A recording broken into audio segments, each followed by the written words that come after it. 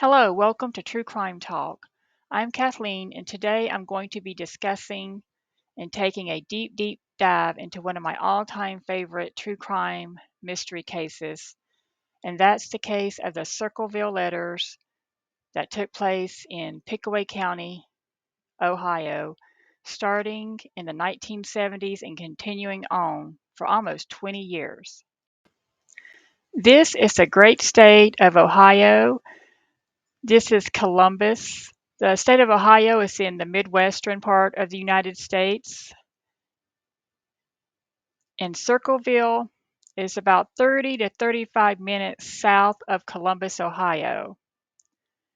Just in case people who are not familiar with the area or the state of Ohio, Columbus is like near the middle of Ohio, and the other big cities in Ohio are Toledo up north, Cleveland up north, Cincinnati down south to the western part.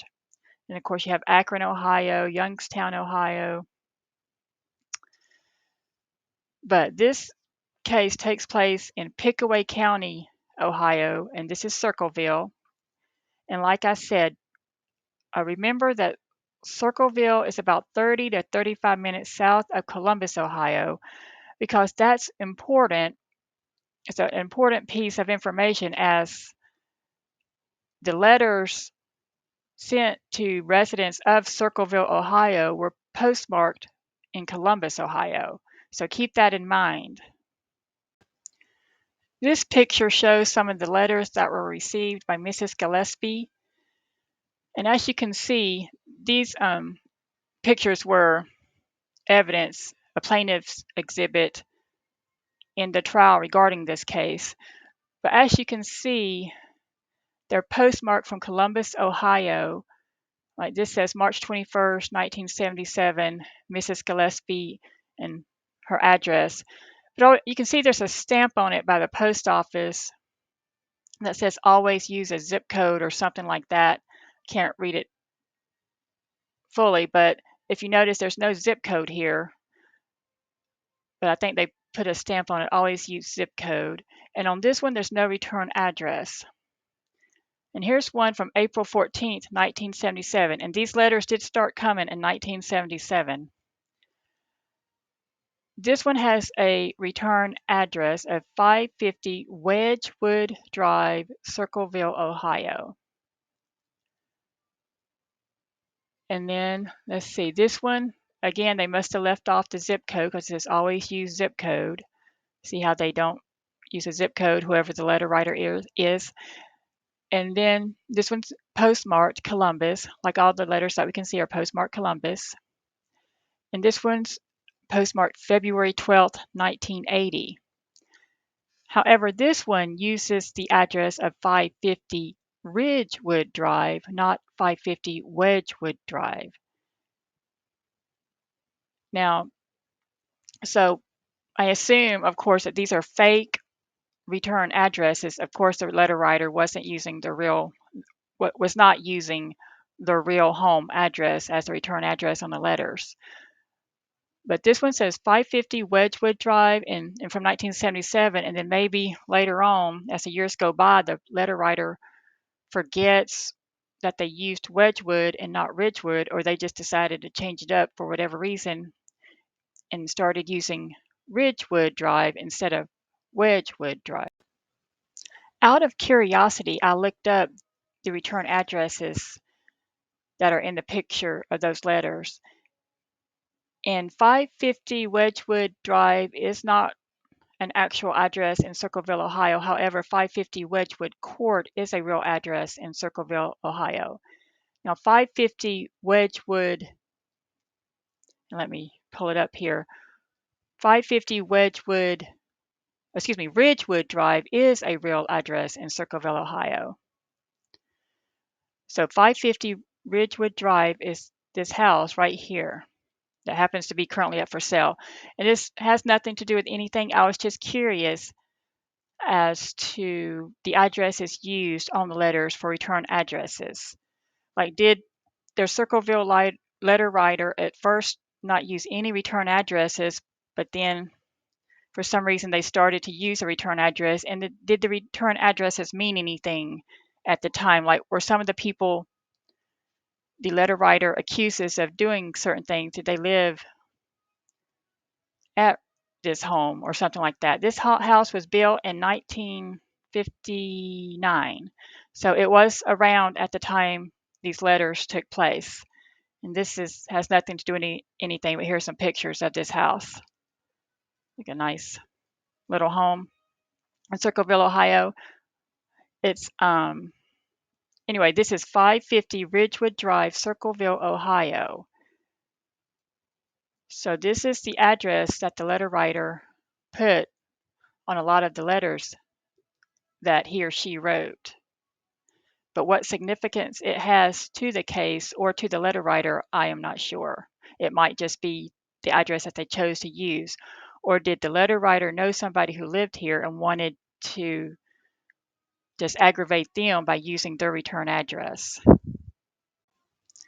This is the very first letter that started it all, that was mailed to Mrs. Gillespie. And it says, "Stay away from Massey. Don't lie when questioned about meeting him. I know where you live. I've been observing your house and know you have children. This is no joke. Please take it serious. Everyone concerned has been notified and everything will be over soon." So this is the very first letter. It says page 2 up here. So I don't know what was on page 1, if there was, in fact, a page 1. It, of course, is in all print in capital letters. It's like written with pencil, I think. And as you can see, they use colons. Mrs. Gillespie, stay away from Massey, colon. Then he uses periods. Down here, I don't know if this is a colon or just, it looks like a colon, actually, not a period. So the letter writer uses a lot of colons. They write in all capital letters. And it looks like, at least for this one, it's written in pencil, but some of the letters are in ink. And also, it looks like there's erasure marks, like they wrote and then they changed it. Like, so to me, and I'm a layperson, I am not a handwriting expert, but to me, it looks like somebody slowly and deliberately wrote this as opposed to just writing without thinking, of course. Like they, of course, were deliberately trying to hide their handwriting. One, they wrote in all capital letters, and that's a good way to hide your handwriting. And two, they didn't write in cursive, because in cursive it's easier. Some people, not all people, but some people have very distinct writing styles in cursive. But if you want to try to disguise your handwriting, printing it out, not in cursive and using all capital letters, or sometimes even using all small letters to not make it look like your handwriting, and writing slowly and deliberately to try to make it look different from your actual handwriting. And an interesting part of this letter is, look how, oh, there's another colon right there. "I know where you live. I've been observing your house." But look how the G in observing, it looks like a 6 with a curl at the top. So that's one odd way to write a G. And then down here where it looks like they maybe erased something, did they write the N another way and then decide they needed to redo it because it didn't look right, or they wanted to make sure it didn't look like their normal handwriting? Then again, we have the G that looks like that. So it's a very distinct kind of G.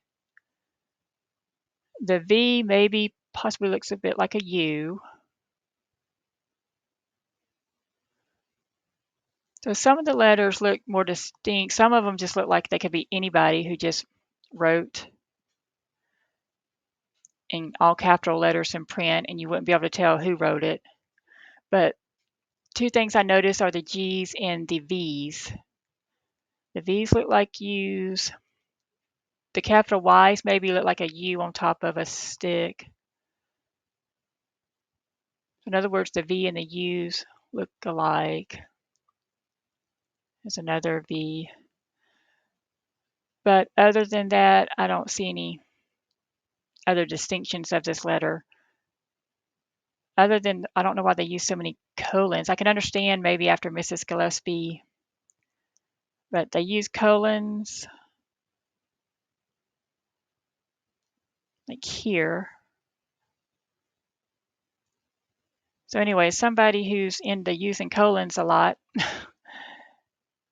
and they use a dash when they, and I like, instead of just like going all crazy, like if you're an out of mind person writing a threatening letter or a harassing letter, or you're stalking somebody, would you take the time to make sure your sentences ended or were aligned, and that you didn't overrun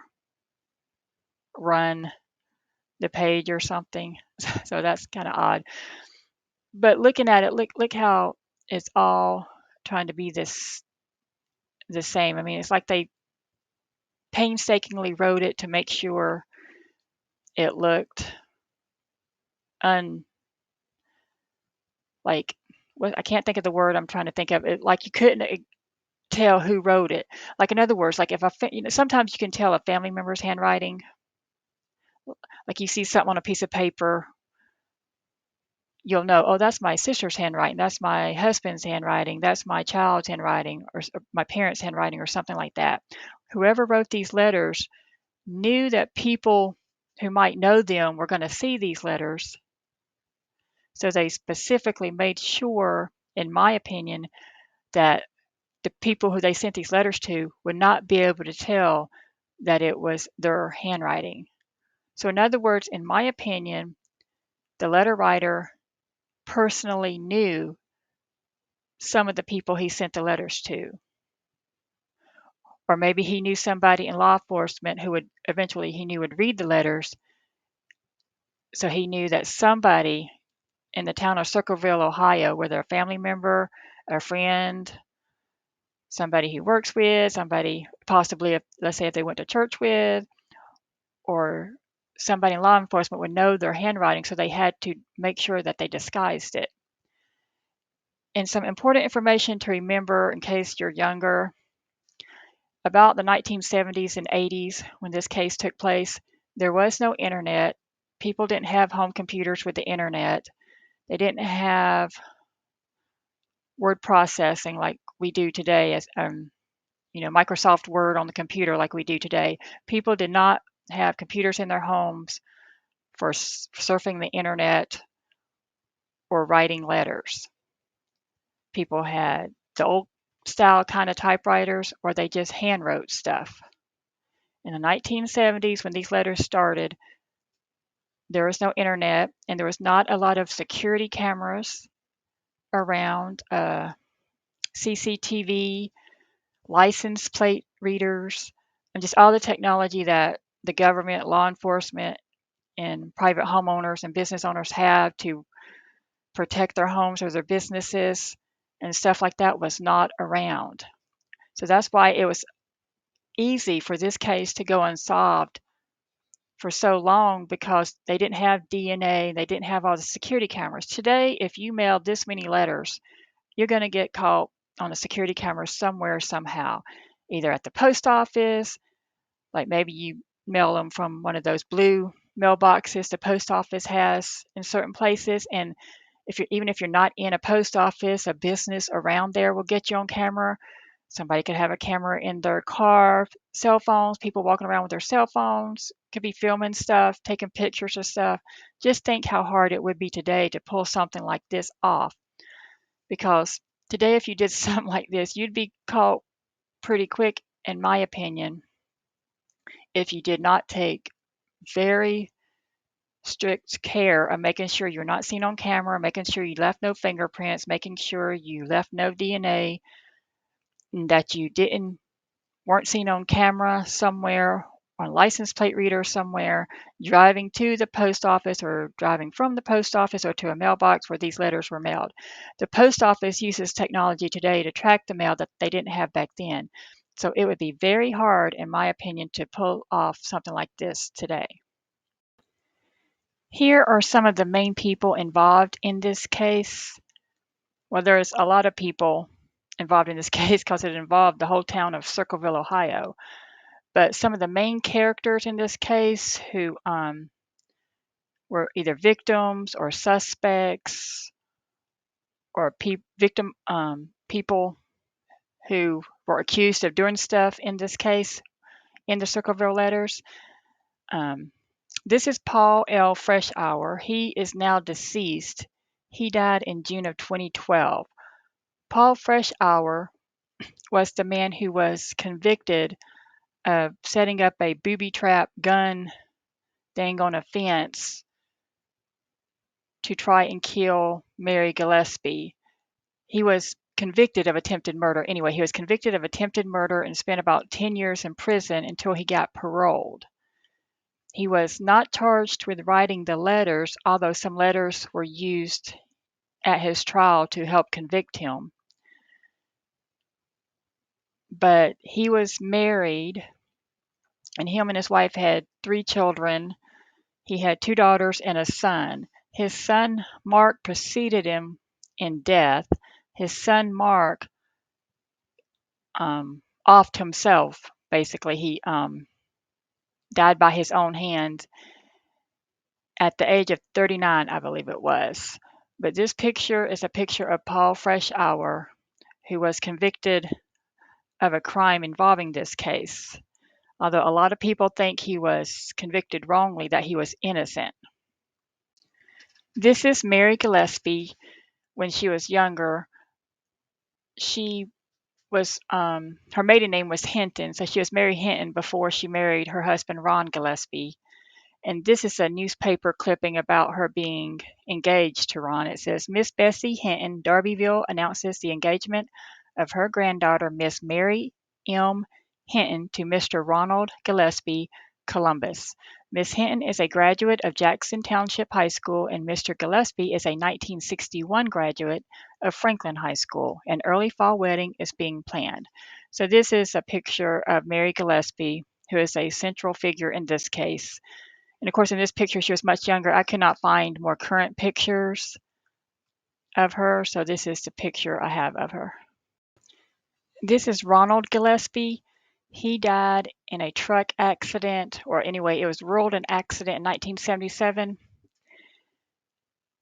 Not long after these letters started coming, he was killed in an auto accident. Some people think he was murdered, like forced off the road and forced into an accident, that he didn't just have an accident on his own. So this is an old picture of Ronald Gillespie, and it's a bad picture, but that is Ronald Gillespie. He was, of course, married to Mary Gillespie. He was her husband, and he was the brother-in-law of Paul Freshour. Ronald Gillespie's and his wife Mary were Paul Freshour's brother-in-law and sister-in-law because Ronald Gillespie's sister was married to Paul Freshour. And this picture is of Gordon Massey, who was the superintendent that was mentioned in these letters. And he was the man that Mary Gillespie was being accused of having an affair with. And he was a married man, and he had kids of his own. I'm not sure how many kids he had, but he was married, and he was the superintendent of the school system there in Circleville, Ohio. This is the envelope to the 3rd letter that Mrs. Gillespie received. And look at that. Wow, stamps were only 13 cents back then. But as you can see, there's no zip code again, so they put that, always use a zip code stamp on it. So this was postmarked from Columbus, Ohio on April 6, 1977, and it uses the return address of 550 Ridgewood, Circleville, Ohio. Attention, Mrs. Gillespie. And I assume that the letter writer wrote this too and for some reason circled Mrs. I don't think the postman would have sent it or put that on there. So I guess all of this writing is done by whoever sent the letters. And as you can see, like this 5 looks like a normal 5, but this 5 kind of looks like an S. Like maybe they wrote quicker on this part than they did. Like this looks more like slowly and deliberately done, and this kind of looks like maybe it's, they wrote this faster, maybe getting a little sloppy.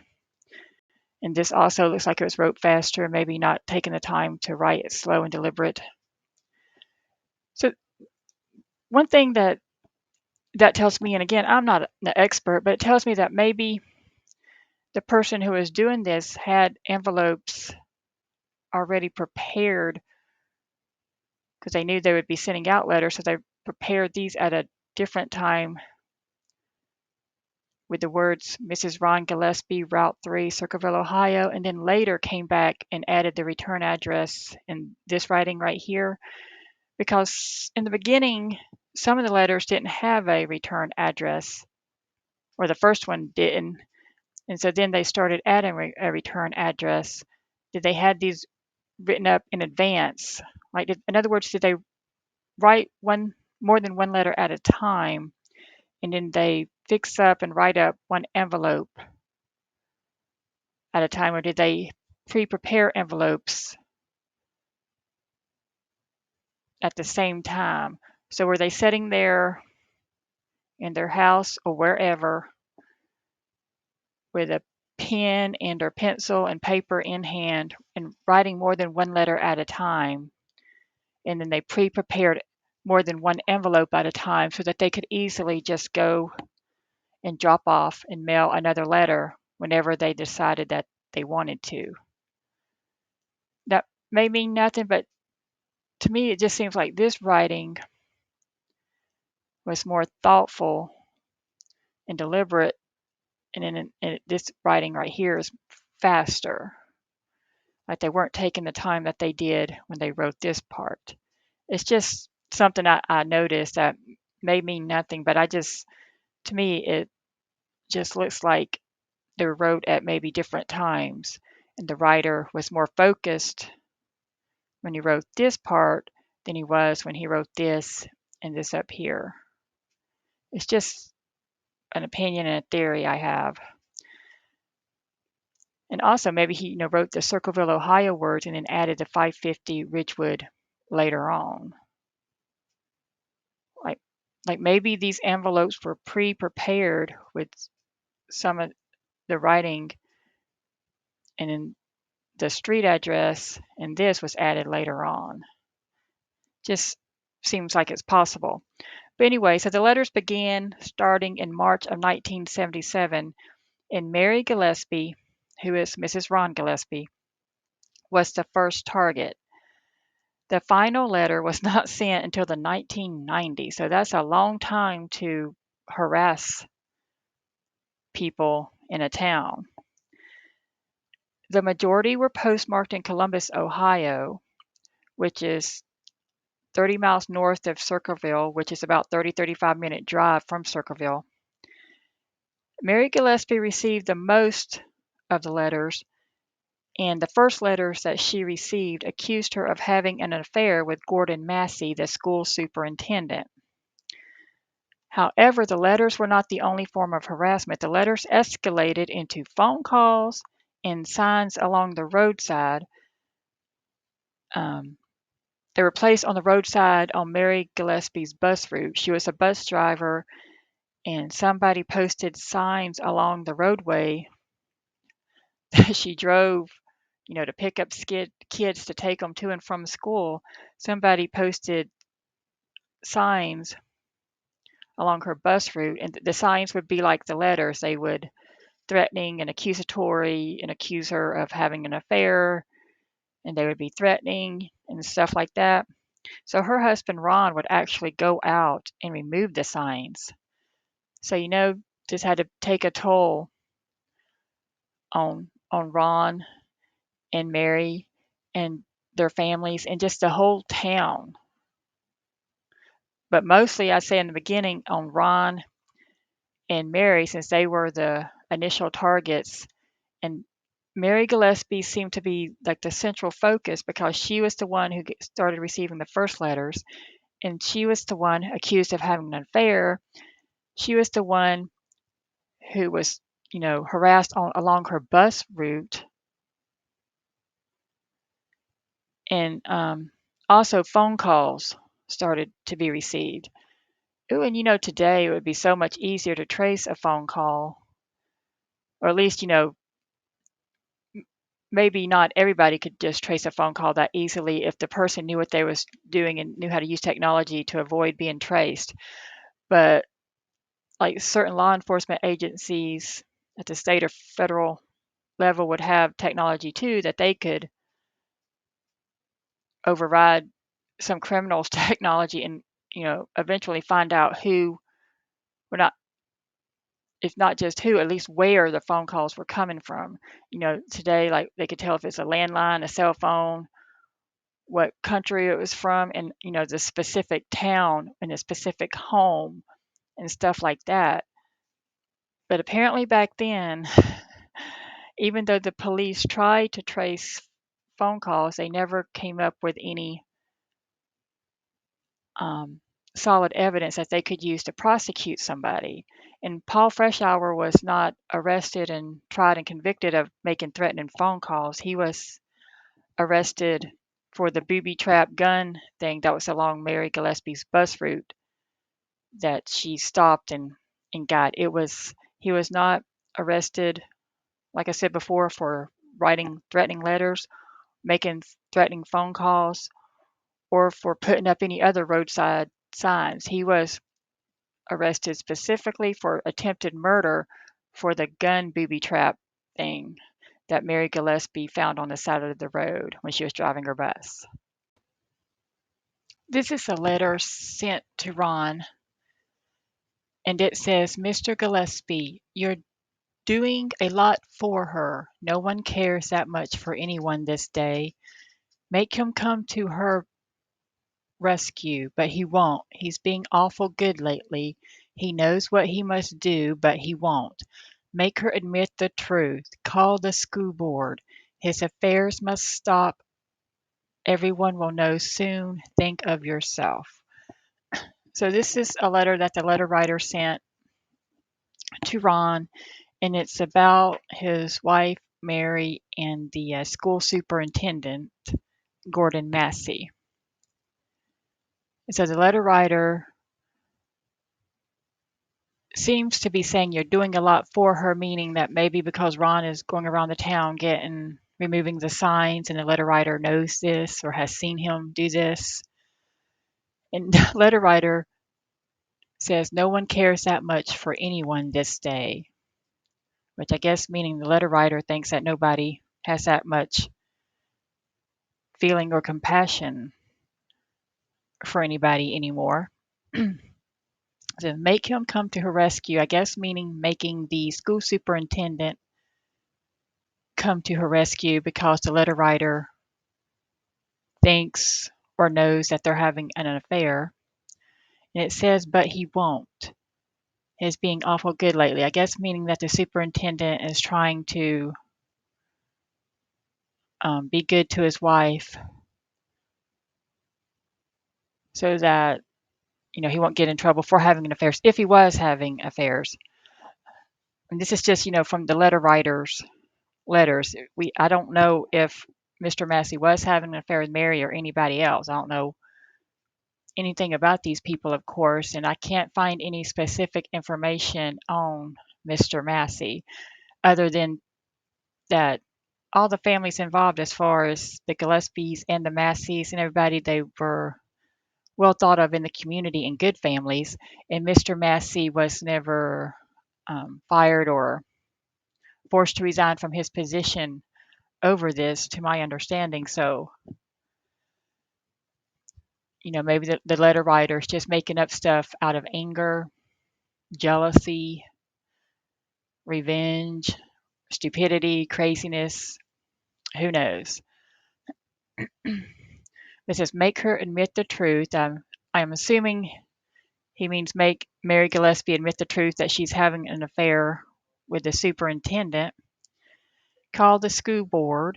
His affairs must stop. Everyone will know soon. Think of yourself. So this letter, one of the earlier letters sent to Ron Gillespie's, well, first, like I said, the letter started going to Mary Gillespie, and then the letter writer started sending letters directly to Ron Gillespie. And so that's when Ron Gillespie found out about this, because Mary didn't tell him at first. She just thought it was a prank or a joke or whatever. So she didn't tell him about the letters that she had received. And then he started getting them. So then that's when Ron and Mary started discussing this situation and what was going on. Some interesting things I noticed about this letter is, again, the use of colons. The letter writer likes colons rather than periods or whatever. And of course, in this letter, he writes again, or he, I say he, but he or she, whoever the letter writer is, writes in block letters, capital letters, in print. This looks to be like an ink and a pen. Again, the G's look like the other G's in the other letters and on the other envelopes. Kind of like a 6 with a loop at the top. And again, the U with a stick on it for the Y. And this, at first I couldn't read. If you hear something in the background, that's my dog snoring. At first I couldn't read this word. I said DOWG, but it's doing, because the I and N are so close together. But then again, there's that G that looks like a 6. Anyway, so at first I was like, DOWG, what is that? And oh, you're doing a lot for her.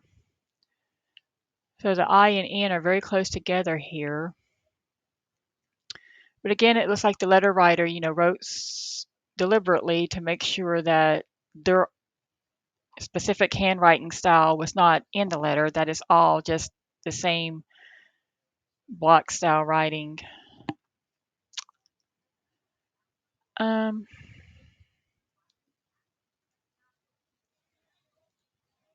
But as far as the words in the letter, you're doing a lot for her. No one cares that much for anyone this day. Make him come to her rescue, but he won't. He's being awful good lately. He's being awful good lately. He knows what he must do, but he won't. Make her admit the truth. Call the school board. His affairs must stop. Everyone will know soon. Think of yourself. It again, I'm a layperson. I'm not a interpreter of people's writing styles or words that they say in letters. But to me, it would seem that this person writing the letters, unless, they're just a sadistic person having fun, maybe one of their motivations for the letter seems to be like jealousy or revenge against one or more of the people involved in this. Like, the letter writer seems to possibly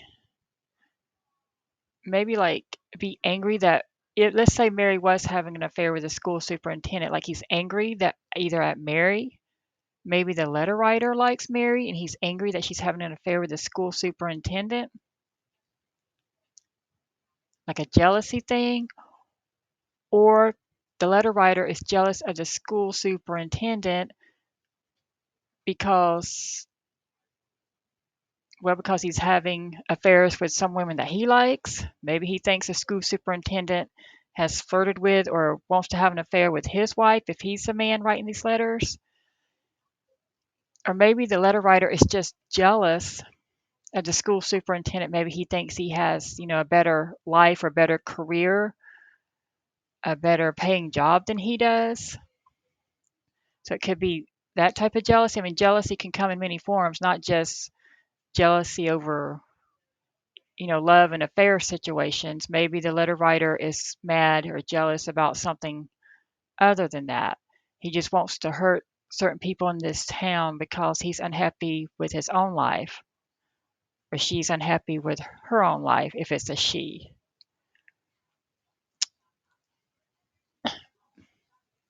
But in this letter, it doesn't seem to be threatening to Mr. Gillespie. The letters to Mrs. Gillespie, Mary, of course, are threatening and accuse her of all kinds of things. But the letter to Mr. Gillespie seems to be, like think of yourself, help yourself. Like maybe he didn't get the response he wanted out of Mary when he first started writing these letters. So the letter writer then turns his attention to Mr. Gillespie to try to get some kind of reaction out of him. But I believe when it says you're doing a lot for her, that's speaking about because Ron Gillespie was going around town removing all the signs that the letter writer was putting up all over the town of Circleville. And Circleville is a small town and was a small town back then, kind of rural areas. Because think of how hard it would be today to go around putting up signs and nobody seeing you or recording you on a video or a license plate reader reading your tag number. And even if you use somebody else's car, or you rented a car, they could trace it back to you. So whoever this was lucky that they lived during this time because they cannot get away with this today. I just can't see them getting away with this kind of stuff today because people would know and like the whole town would have their cell phones ready to record if they seen some suspicious today. So this was just a crazy thing for a person to do back then, to think that they could get away with it. It would be even crazier today because it would be harder to or impossible to get away with. But back then, this person, whoever this was so cocky, probably narcissistic, maybe psychopathic, and they knew or thought that they could get away with this because they did for years and years and years. Unless you believe that Paul Freshour is the one who did these letters, he didn't get away with it totally because he was in jail for 10 years. But the letters lasted a long time. But if he did do all of this, he did get away with it somewhat because nobody has ever been arrested for the letters or putting up the signs or making harassing phone calls. Okay, so this letter here is the second letter that Mary Gillespie received, and she received this letter before Ron got his first letter. But this is the second letter that Mary Gillespie received. In the second letter, it says, "This is your last chance to report him. I know you are a pig and will prove it and shame you out of Ohio. A pig sneaks around and meets other women's husbands behind their backs only. Causes families, homes, and marriages to suffer. You are such a pig, and I will prove it. Why doesn't he come to your rescue, or has he too much to lose? His wife, in which pigs like you take advantage of, his $28,500 a year job, or his kickbacks. How's your little girl? Will she grow up to be like you? Question mark." So this letter looks like the same handwriting as the other letters. And it has like the U on top of a stick for the Y. And the G's are the same way. So we can pretty much tell that the same person who wrote this letter wrote the other couple of letters we've looked at. And this, they use a lot of colons again. And these underlinings and circles, I assume was done by the letter writer, unless whoever, when Mary received this letter and she was studying it to try to figure out who sent it to her, maybe with her friends or something. Maybe these these circles and stuff were done at that time. Otherwise, I assume all of this was put on this page by the letter writer. This is a picture of the actual letter. But it wasn't, it took a while for Ron and Mary got quite a few letters before they finally went to the police about it. Like they started in March of 1977. I'm not sure exactly what month of that year. It was the same year, but I'm not sure exactly what month of that same year they went to the police and told them about all of this. Ron had his truck accident in August of 1977. So sometime between March 77 and August of 77, they went to the police about this situation. But what I noticed in this letter, instead of calling her Mrs. Gillespie, Mary Gillespie, or Mary, it says Lady. And then also I noticed where it talks about his $28,500 a year's job. And that line is talking about the school superintendent, Gordon Massey. So again, it makes me think that whoever the letter writer was, he or she, for some reason, had some jealousy about Mr. Massey's job and his salary. And $28,500 today wouldn't be a lot with the cost of living today, but maybe back then, I assume in the 70s, that was a pretty good salary, I assume, for a school superintendent. I mean, today, like school superintendents, they get hundreds of thousands of dollars for salary. But I guess back then, maybe 28,000 was a good salary to have for a school superintendent. And the letter writer seems jealous about it. And the letter writer calls Mary a pig. And, basically calls her a homewrecker, says causes families like a behind their backs only, causes families. That's not like a complete sentence, but then it says homes and marriages to suffer. So I guess he means causes families and homes and marriages to suffer. But again, he uses a colon right there. I don't know why the letter writer is so into colons. And that just seems odd to me, but I don't, know if that means anything. It's just odd to me looking at it today. So the letter writer seems angry that, again, that she's having an affair supposedly with the school board superintendent. And the letter writer saying, and I will prove it. Why doesn't he come to your rescue? It could be the letter writer seriously thought that Mary was having an affair with Gordon Massey, and she wasn't at all. Or maybe the letter writer knew she wasn't having an affair, but did this for another motive to try and get back at Gordon Massey or get back at Mary Gillespie for something else. Or the letter writer wanted to break up Mary's marriage or Gordon Massey's marriage. But the letter writer does seem to have some anger, resentment, jealousy, or whatever at Gordon Massey and at Mary Gillespie. So just, trying to look at who would write this letter. Well, it could be somebody who was upset, like the wife of Gordon Massey, about, an affair going on, if there was an affair going on, or it could be just somebody who knew about an affair, thought they knew about an affair, and just wanted to mess with people. People are crazy. People can commit all kinds of crimes and do all kinds of different things that don't make sense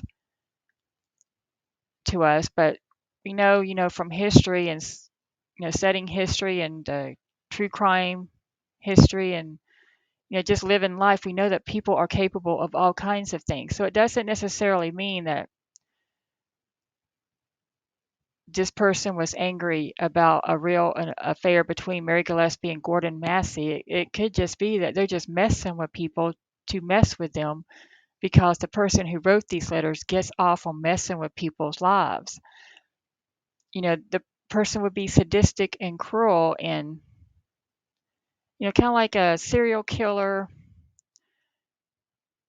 kills for the fun of it or the enjoyment of it or the power of it. The person who wrote these letters could get the same kind of enjoyment and power out of writing these letters and being the center of attention, even if being the center of attention means that person is anonymous. They like the reactions they're getting from the town and the community, from the police, from, I guess, the local newspaper, and all the gossip going around town. They probably get off from all of that if they're sadistic or psychopathic, and so they're probably enjoying it, even if at this time in 1977 nobody knew who the letter writer was, and so the letter writer's not getting any fame specifically out of it, but the letter writer knows who they are, and they enjoy just watching all this drama that they've created around the town and in these people's lives. The letter writer would be a very sick person, and I mean sick as in evil, as in mean, because they're not only messing with people's personal lives and getting involved in people's personal lives and business, they're making threats. And later on in letters to Mary,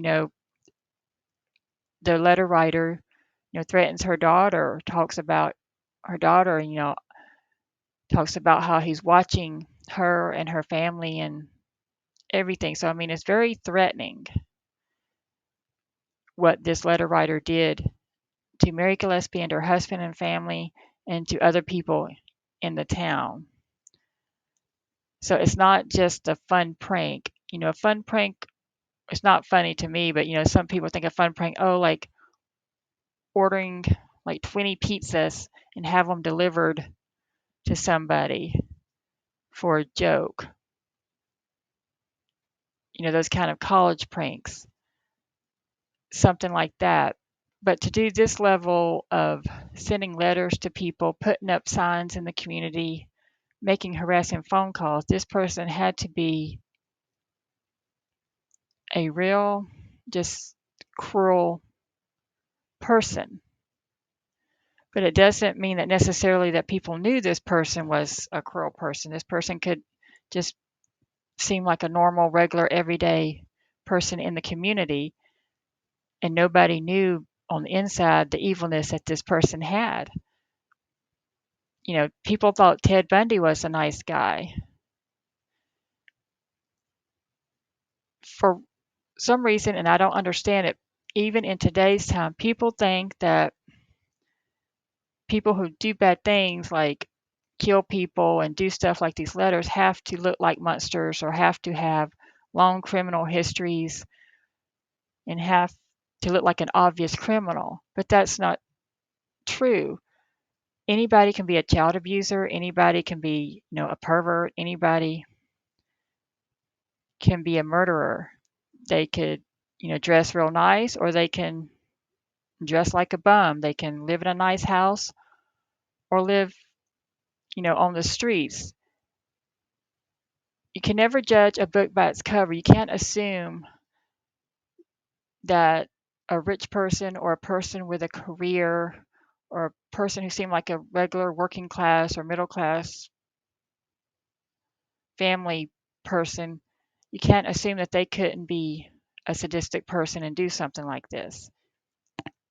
Anybody is capable of anything, no matter what their job is, no matter how educated they are or how uneducated they are, their race, their religion, their standing in the community, no matter what family they come from, anybody can be capable of doing crime. So don't just assume that this person has to be just a low life in the town who doesn't, have a life of their own or a job to go to or a good career themselves. But whoever this person is, it does seem that they don't like their own life because they seem to be jealous of other people's lives. But also, it could just be a sadistic person who nobody would suspect being sadistic, and they're just having a ball doing this to people. Can you imagine if you're just a regular person in the community and you're the one doing this, and you're like, you live in the community and people are talking about it and gossiping, and it's just a big deal in the community, and you're the one who's doing it, but nobody knows. Like, that's a secret that you have. And the smirk that person must have on their face, if it's not obvious on the inside of, like, wow, look what I've created, look at the drama. And that would really feed a narcissist's ego so much. So I'd definitely say the person has to be a narcissist at the least, if not a straight up psychopath, because you're you're just getting so much attention without getting attention specifically for yourself. Do you know what I mean? Like, you're sending out all these letters and causing all this ruckus in this community, but you're not going to get in trouble for it because people don't know who you are, and you don't get the notoriety for it specifically, but you know what you've done. And I guess that's enough for whoever did this to really get off on it. And how I know they got off on it, because they did it for so long, for so many years. If they weren't getting pleasure from it, they would have stopped. Ron Gillespie died in 1977. If their goal was to get him out of the picture or cause him so much trauma that he would leave Mary, or to cause him to just go crazy and end up dying in a bad accident like he did, or even if their goal was to kill him, but maybe they didn't get the chance because he died in an accident beforehand, or maybe they did, somebody specifically caused his death. So obviously Ron Gillespie wasn't the main target of these letters. It seems that Mary and maybe Gordon Massey were, but Gordon Massey was a school superintendent, so would have been like a prominent person in the community or a well-known person in the community. So maybe the letter writer just used Gordon Massey because of that reason. But you would have to be a pretty sadistic person, in my opinion, to do these letters and to keep them going for so long. To me, the saddest part about this case of the Circleville Letters is the death of Ron Gillespie, whether he died by an accident or by foul play at the hands of somebody else, like the Circleville letter writer. He lost his life because of all this mess, because if not for the Circleville letters, he would have never went out of the house in a huff that night and ended up dead in his truck. In August of 1977, his wife Mary was on vacation in Florida with her sister-in-law. I do not know if she was on vacation with Paul Freshour's wife, who was her sister-in-law, or a different sister-in-law. So I'll try to find that information. I have not been able to find out which sister-in-law Mary was on vacation with in Florida at the time of Ron Gillespie's death back home in Ohio. But it would be interesting to know if she was on vacation with Paul Freshour's wife.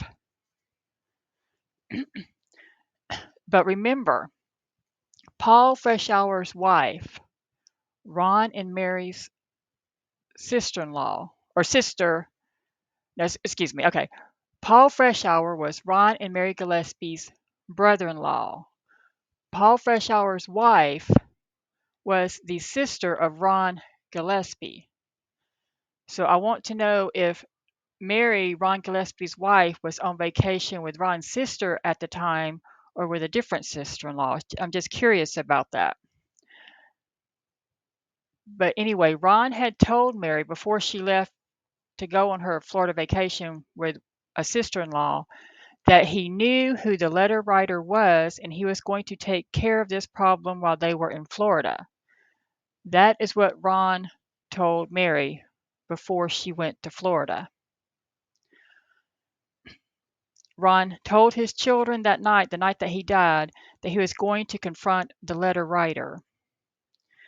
And also, it was said in the Unsolved Mysteries TV show segment about this case that Ron had got a phone call at home right before he left in a rush and in a huff and took his gun with him.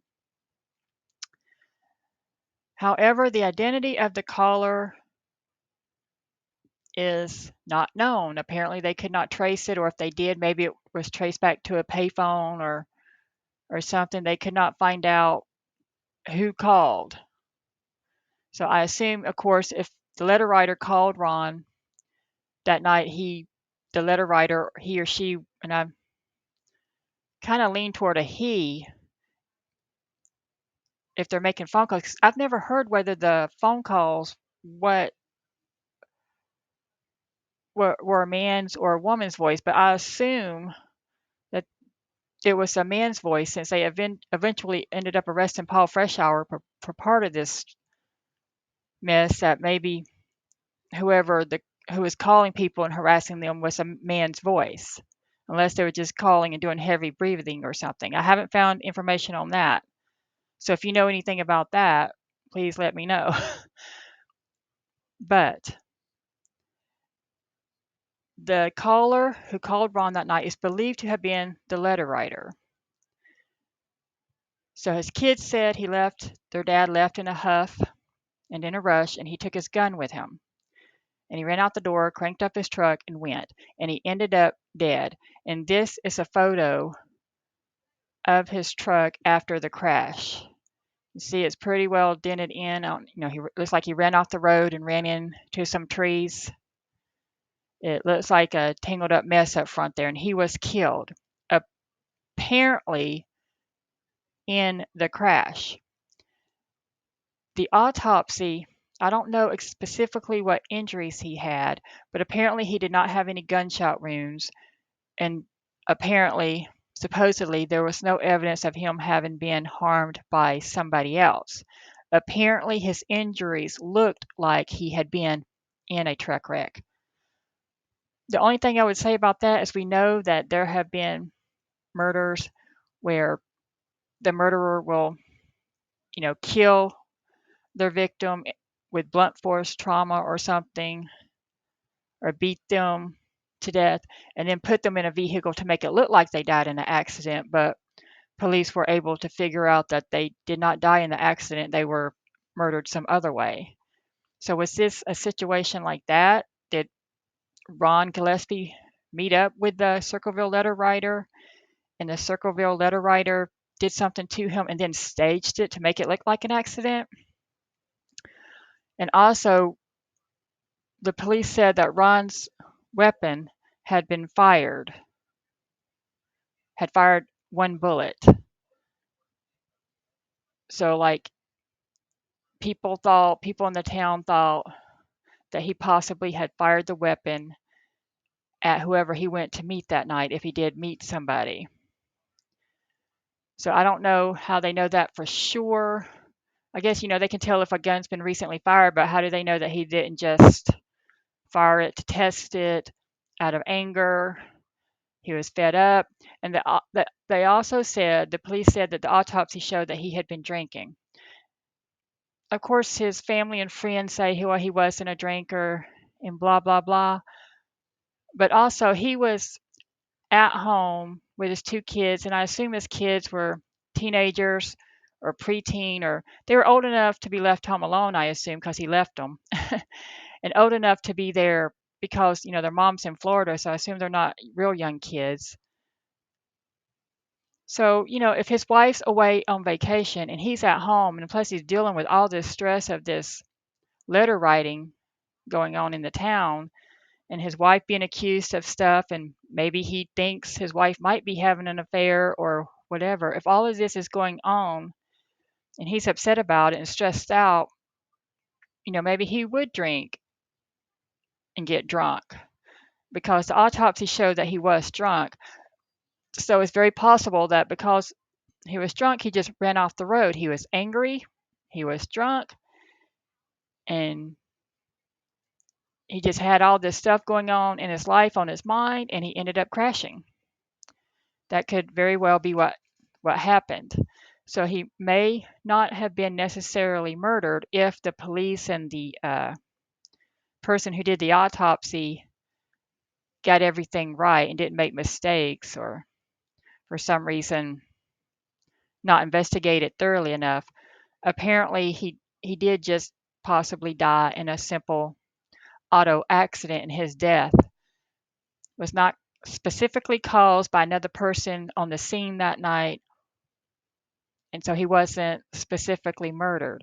But I would definitely say 100% that if not for the Circleville letters, he would be alive, or he wouldn't have died that night, because it was because of the Circleville letters and possibly the Circleville letter writer calling him that night that he left in a huff.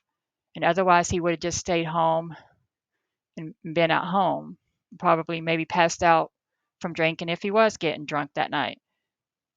So to me, Ron Gillespie's death is the saddest part about all this mess, because he was essentially murdered in a way, even if he wasn't murdered. These are some more pictures of the accident scene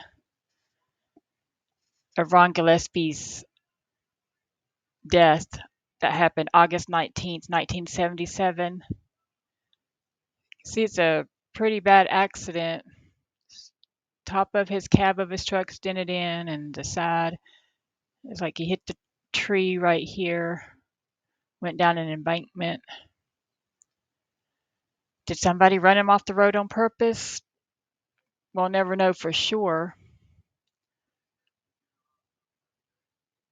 But these are I guess, the Polaroid pictures the police took that night of the accident scene.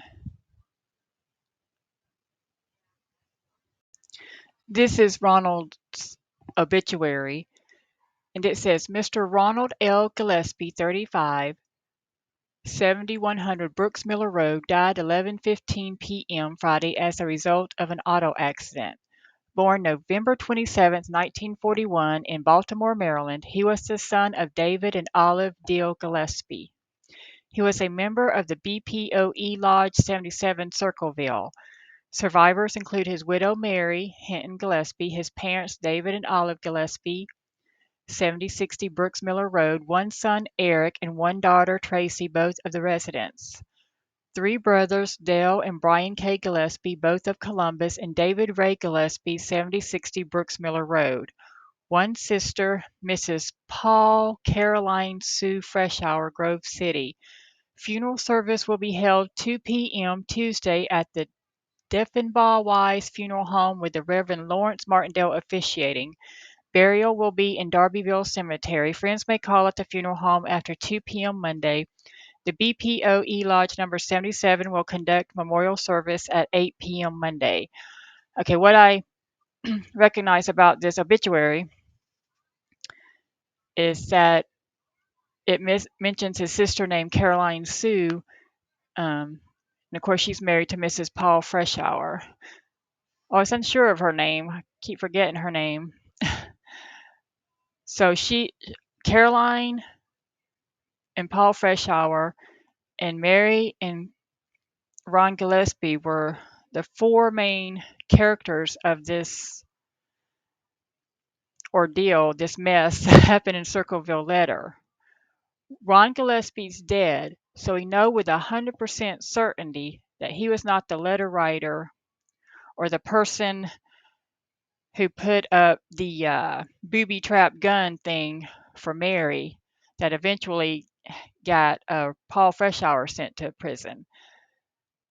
So we know Ronald Gillespie died in August of 77, and this stuff started just in March of 77. So we know that he is not a suspect, that he is just a total victim of the situation, if not a victim of the specific killer or the letter writer in this mess. But one thing I would say is that, some people, I've read some theories that, some people think that Paul and his wife were like co-conspirators in this, or they both were up to this, but you got to remember Paul was married to Ron's sister. And would Ron's sister allow this stuff to go on after her brother died? First of all, would she want her brother to be so stressed out and end up dead?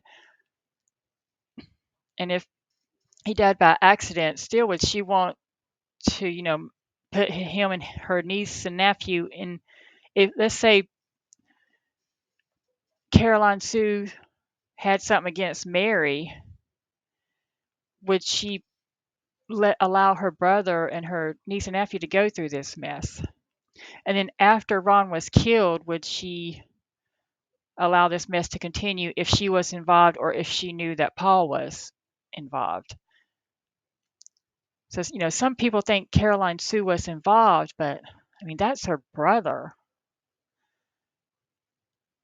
I mean, I just couldn't imagine. But, if somebody's a psychopath and they don't have a conscience, and so, a lot of people hurt their family members because, so I guess it could be possible. But to me, Caroline Sue doesn't make a good suspect in this or co conspirator suspect with Paul if Paul did this because she was Ron's sister. And unless they have some heavy, heavy conflict in that family where she just hated her brother for some reason, I don't see her being involved in this, especially after Ron died. Because then it wasn't fun and games, then it became real. So why would a sister be involved in this after that? If she was, if she had any compassion for her brother and his kids at all, she would have stopped after he died. But we know these letters continued for years and years and years afterward. So I don't see Caroline Freshour as a suspect in this. And it's hard for me to think that she found out about this after Ron's death and didn't alert authorities immediately, because all this mess contributed to her brother's death. So just a wild story. But the main people involved are the Gillespies and the Freshour couples. And the Gillespies, Ronald and Mary, and the Freshours were kind of, like friends. They would hang out a lot. Of course, the relatives, but they're also like friends, and they would get together at each other's homes and hang out, with the kids and stuff like that. And in the Unsolved Mysteries episode about this case, it shows, or it states that when they all got together and were trying to figure out who the Circleville letter writer was, and so they decided to send letters. They thought they knew who it was, and I don't remember the episode saying who they thought it was. Probably for legal purposes, they couldn't accuse nobody in the show because nobody's ever been prosecuted for this. But it showed in the segment on Unsolved Mysteries that Paul Freshour, who went to prison over the booby trap gun thing, and apparently his wife and his brother and sister-in-law, the Gillespies, and maybe some other people or friends of theirs or family members got together and discussed all this and decided to send letters, and actually wrote letters and sent them out to who they thought was responsible for this. And I don't know who they thought was responsible for this, if it's one person or more than one, or they sent, they thought they knew, but they weren't sure, so they sent it. They sent it to several people who they thought it could be, but they got together, discussed it, wrote letters, and I don't know,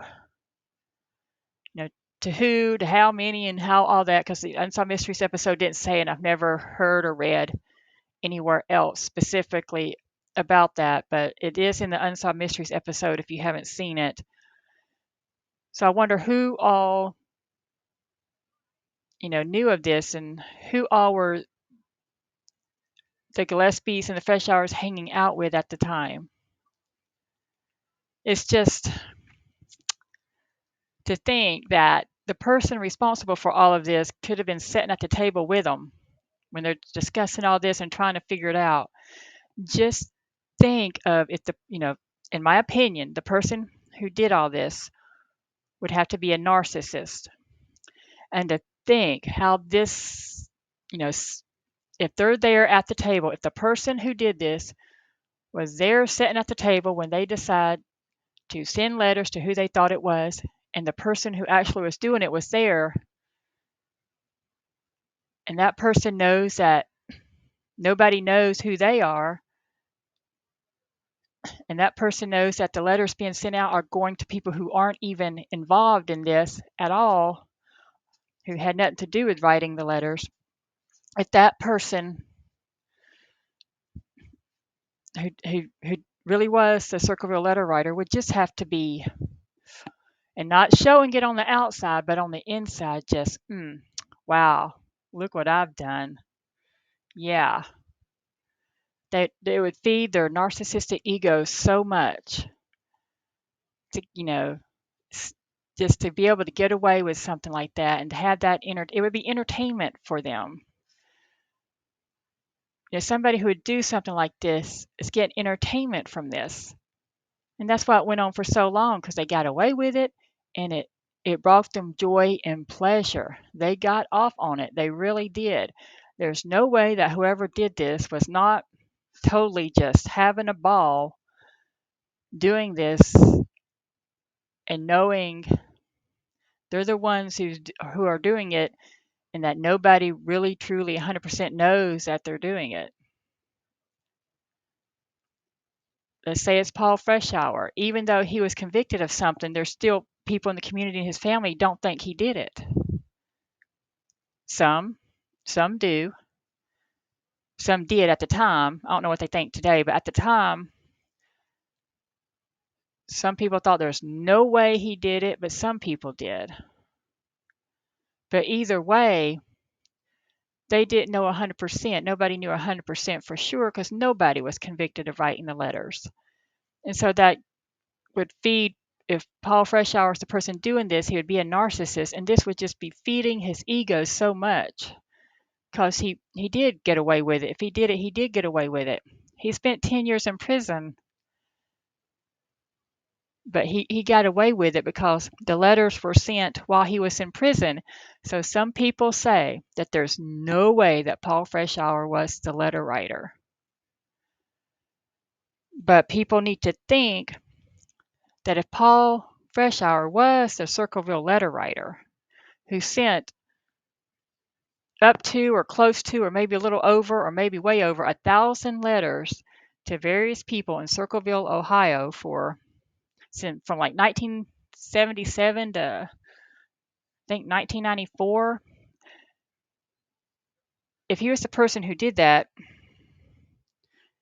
and could keep this going for this long, do they not think that he also would have the ability or a way to possibly get letters sent to people while he was in prison?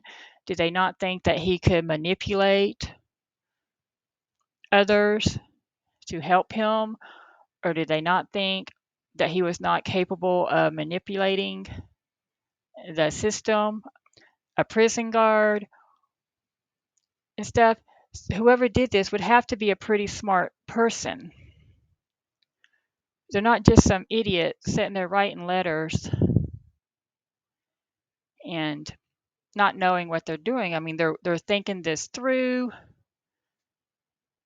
In other words, this person has, they're diabolical. They have logic and common sense and reason, and they know what will work and what won't work and what to do and what not to do in the time that this was done. Like in today's time, if somebody was doing this, if they were smart, they would look at all the ways that they could get caught and try to prevent that with the technology we have today. Back then, it was a lot easier because we didn't have the technology then that we do today. And so let's say Paul Freshour did this. Just think the glory,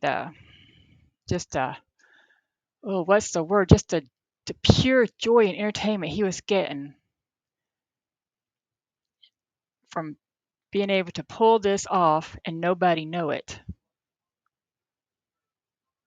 Apparently, nobody else knew it, but were there co-conspirators? Were there people who helped him knowingly or people who helped him unknowingly?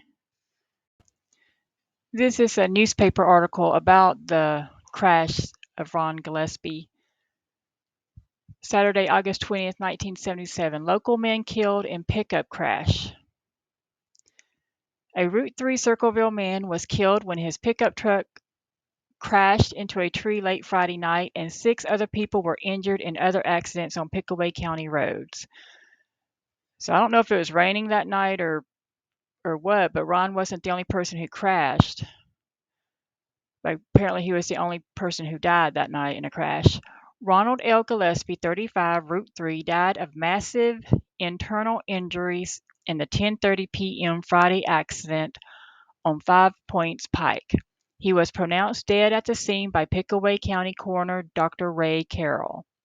Pickaway County Deputy Sheriff Lee Gray said Gillespie was driving northwest on 5 Points Pike when he failed to negotiate a right curve 7/10 of a mile west of McKinley Road. His truck, which was traveling at an excessive speed, drove off the left side of the road for 36 feet and slammed into the tree. The truck rebounded 7 feet after impact, and Gillespie was partially ejected from the vehicle. The accident was initially reported to Mount Sterling Police, who relayed the call to Pickaway County deputies. Sheriff Dwight Radcliffe and Detective J. Philip Brown assisted Deputy Gray in the investigation. 3 people were hurt, 1 seriously, in a one-car accident shortly before midnight Friday on Poplar Street in Asheville. So then it goes on to talk about other accidents that happened that same night. Kind of a small town area or a rural county, but they had a lot of accidents on that night in August in 1977. So anyway, this newspaper article definitely makes it sound as if it was just a total accident, that he was speeding and he ran off the road and had a bad crash and had massive internal injuries. But of course, this article was written August 20th and he died August 19th, so this was before the autopsy and everything. But according to the autopsy also, that his death was not suspicious, that he just died of injuries from the crash. But that, of course, that doesn't mean that somebody helped him to run off the road. But we'll never know that for sure. But, it could have just been an accident because he was drunk and driving fast. I found this website called the Crime Wire. And let's see, it's an article about the Circleville Letters written by Michelle Short. It says it was updated July 29th, 2023. It's called the Circleville Letters, a mysterious small town terror campaign. I'm not sure how accurate the information in this article is. When I research cases, I find articles that, have different facts about a case and other articles do, so it's hard to get all the 100% accurate information about a case. Like I think in this article, they say Ron Freshour's wife was named Karen, and other articles, and even in the obituary for Ron Gillespie, I think it said Carolyn Sue Freshour, but here they have her name as Karen with a K. So unless Karen is short for, I think, Caroline or Caroline, I believe the obituary said Caroline. Unless Karen is short for Caroline, I don't, understand why there's so much discrepancy in the names of Paul Freshour's wife. But anyway, we know Paul Freshour was married to Ron Gillespie's sister, and her name was either Caroline or Karen. So this article has a lot of details about what type of threats and stuff were in the letters, and goes into details about that I think is interesting, just how messed up the letter writer was and how much information they knew or they pretended to know. Because the letter writer also made a lot of threats and no threats were ever carried out that we are 100% sure of until the gun booby trap that Mary Gillespie found. Like in the letters, there are a lot of threats made, but the threats were never carried out by the letter writer. So let's read the letter or the article about the letters. Over the course of nearly 20 years, the local residents, businesses, schools, and government officials of Circleville, Ohio would receive over 1,000 anonymous letters containing serious allegations ranging from infidelity to child abuse and corruption. When the torment eventually escalated to attempted murder, one man would be arrested in connection with the poison pen letters. However, the identity of the author, or more likely authors, has never been conclusively proven. And that's a picture of Circleville, Ohio. Before the city of Circleville, Ohio became known for the dark, decades-long mystery of the poison pen letters, it was primarily known for its pumpkin show, Ohio's oldest and largest festival, which dates back to 1903. Following the American Revolutionary War, many settlers relocated west. Circleville, so named for the circular layout of the original settlement, constructed within a Hopewell tradition earthwork, was founded by one such group of European Americans in 1810. For much of its history, it was a city with the quiet air of a small town, a place where people felt safe and content. But all of that was about to change. This right here is a picture of bus driver Mary Gillespie and school superintendent Gordon Massey. Mary Gillespie worked for the same school district as the superintendent did, and they're the ones who were accused of having an affair with each other. The anonymous letters began in 1976, although I've heard it was 1977, so that's another discrepancy in this article. The original recipient was a local bus driver named Mary Gillespie who worked for the Westfall School District. Written in distinctive block letters, the note accused her of having an affair with school superintendent Gordon Massey, a married father of one. The envelope was postmarked Columbus and had no return address. Signed simply the Circleville writer, the letter stated, "I know where you live. I've been observing your house and know you have children. This is no joke. Please take it serious." This isn't all the first letter said. I have the first letter in my video. I think it said a little bit more than that, but that's just what this article says. Mary, who had a husband and two children, was shaken by the letter. Who was this individual and why were they harassing her? The letters continued to come to the Gillespie home, but Mary chose to ignore them. Though she would later deny the allegations of infidelity, Mary initially kept the notes a secret from her husband. That is until he began to receive his own letters. The anonymous writer told Ron Gillespie that his wife was cheating on him with Massey and that he needed to take care of it. However, when Mr. Gillespie didn't take action, the threats escalated. So here's an excerpt from one of the letters. It says, "Gillespie, you have had 2 weeks and done nothing. You are a pig. Make her admit the truth and inform the school board. If not, I will broadcast it on CB. Posters, signs, billboards until the truth comes out. Only pigs ride motorcycles. Good hunting in your red and white truck on your way to work. I followed him for weeks since last summer and have seen her meet with him several times." The writer soon started to send similar letters to the school's vice principal about the alleged affair. "I shall send you proof about driver number 62917. She has a child in school there now. I shall prove this shortly. I expect him to be discharged. You'll see that I am telling the truth." No proof was forthcoming, however. It's notable that the author knew Mary's driver number, which suggested that it was someone connected to the school, but who? So I guess her driver number is a number she had as a bus driver, and I guess it's not the same as a number on the bus because if they're talking about the school bus number, everybody could see that. By this point, Gordon Massey was also receiving poison pen letters. In them, the writer threatened to slash his tires and cut his brakes if he didn't end the affair.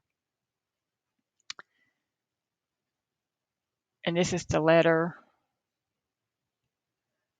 the first letter I've already showed in this video.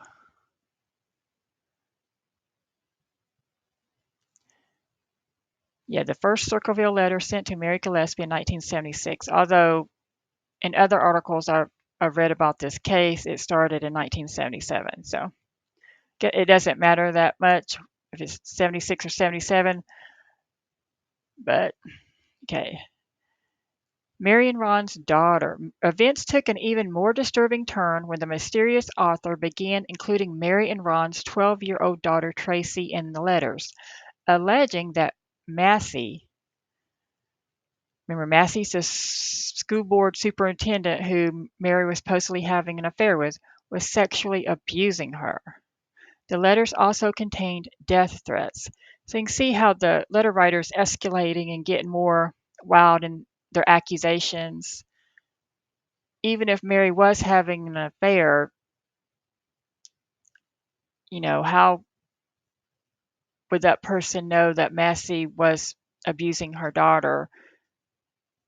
And that seems far-fetched because if that was true, the police would have done something about that. I'm sure they went to her and asked her and talked to her about that. So, and Massey was investigated, and to my knowledge, he was never fired or let go or forced to resign or anything. So whether they were having an affair or not, he was thought of as a good person in the community, and he was never,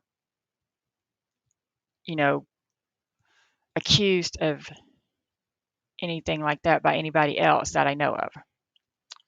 It's your daughter's turn to pay for what you've done. I shall come out there and put a bullet in that little girl's head. So see, that is a direct threat. So see how the letters keep escalating and escalating, just how awful it was. And these letters went on for years.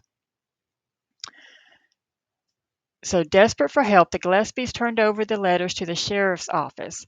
Local law enforcement wiretapped phones, watched houses, and worked with the postal service to intercept letters, all to no avail. They were still no closer to finding out the identity of the Circleville writer. What had begun as a campaign of intimidation targeted specifically at the Gillespies and Gordon Massey soon broadened out to include many other Circleville residents who are now regularly getting their poison pen mail always postmarked Columbus. So I wonder if the letter writer specifically wanted to target the Gillespies and Masseys, but then either like had so much enjoyment or got so much pleasure from what they were doing, they expanded, or they expanded their letter writing to take the focus off of the Gillespies and Gordon Massey because the letter writer was closely related to them somehow, and he or she was afraid that they would be found out. So they purposely started sending letters to everybody else in the town to take the heat off them because they couldn't just focus on the Gillespies and Gordon Massey because people would figure out who they were, maybe. Just a thought I had. Who was the individual who appeared to know the town's darkest, most intimate secrets? Some people have speculated, I've read online, that the person who did this would maybe work for the phone company. Back in the day, back in the 70s, 80s, the phone company employees were able to listen in on phone calls. People think about, like the government spying on our cell phones and phone calls today and our internet usage and all that today and having the technology and the capability, not just the government, but like big corporations and scammers and whoever else. But back during the 70s and 80s, people who worked at the phone company, just the regular folk, whoever was hired by the phone companies all across the US, were able to listen in on calls. So could it just be somebody working for the phone company who either lived in Circleville or somebody who lived in Columbus, Ohio, working at the phone company, and they were able to listen in on calls in Circleville, and they got all this information. They heard maybe Mary Gillespie talking to Gordon Massey, and they knew that they was having an affair, and they, you know, did all this stuff. And maybe then, if they didn't live in Circleville, they lived near there or in Columbus, and they drove down, and that's how they watched the houses and the people to know specific things about, what color truck Ron Gillespie had, and that he had a motorcycle, and that he liked to hunt and stuff like that. Or they just heard him talking on the phone, or heard family members talking on the phone. They knew Mary Gillespie had kids because she talked about her kids on the phone. So maybe the person never even really like actually watched their houses or saw their houses.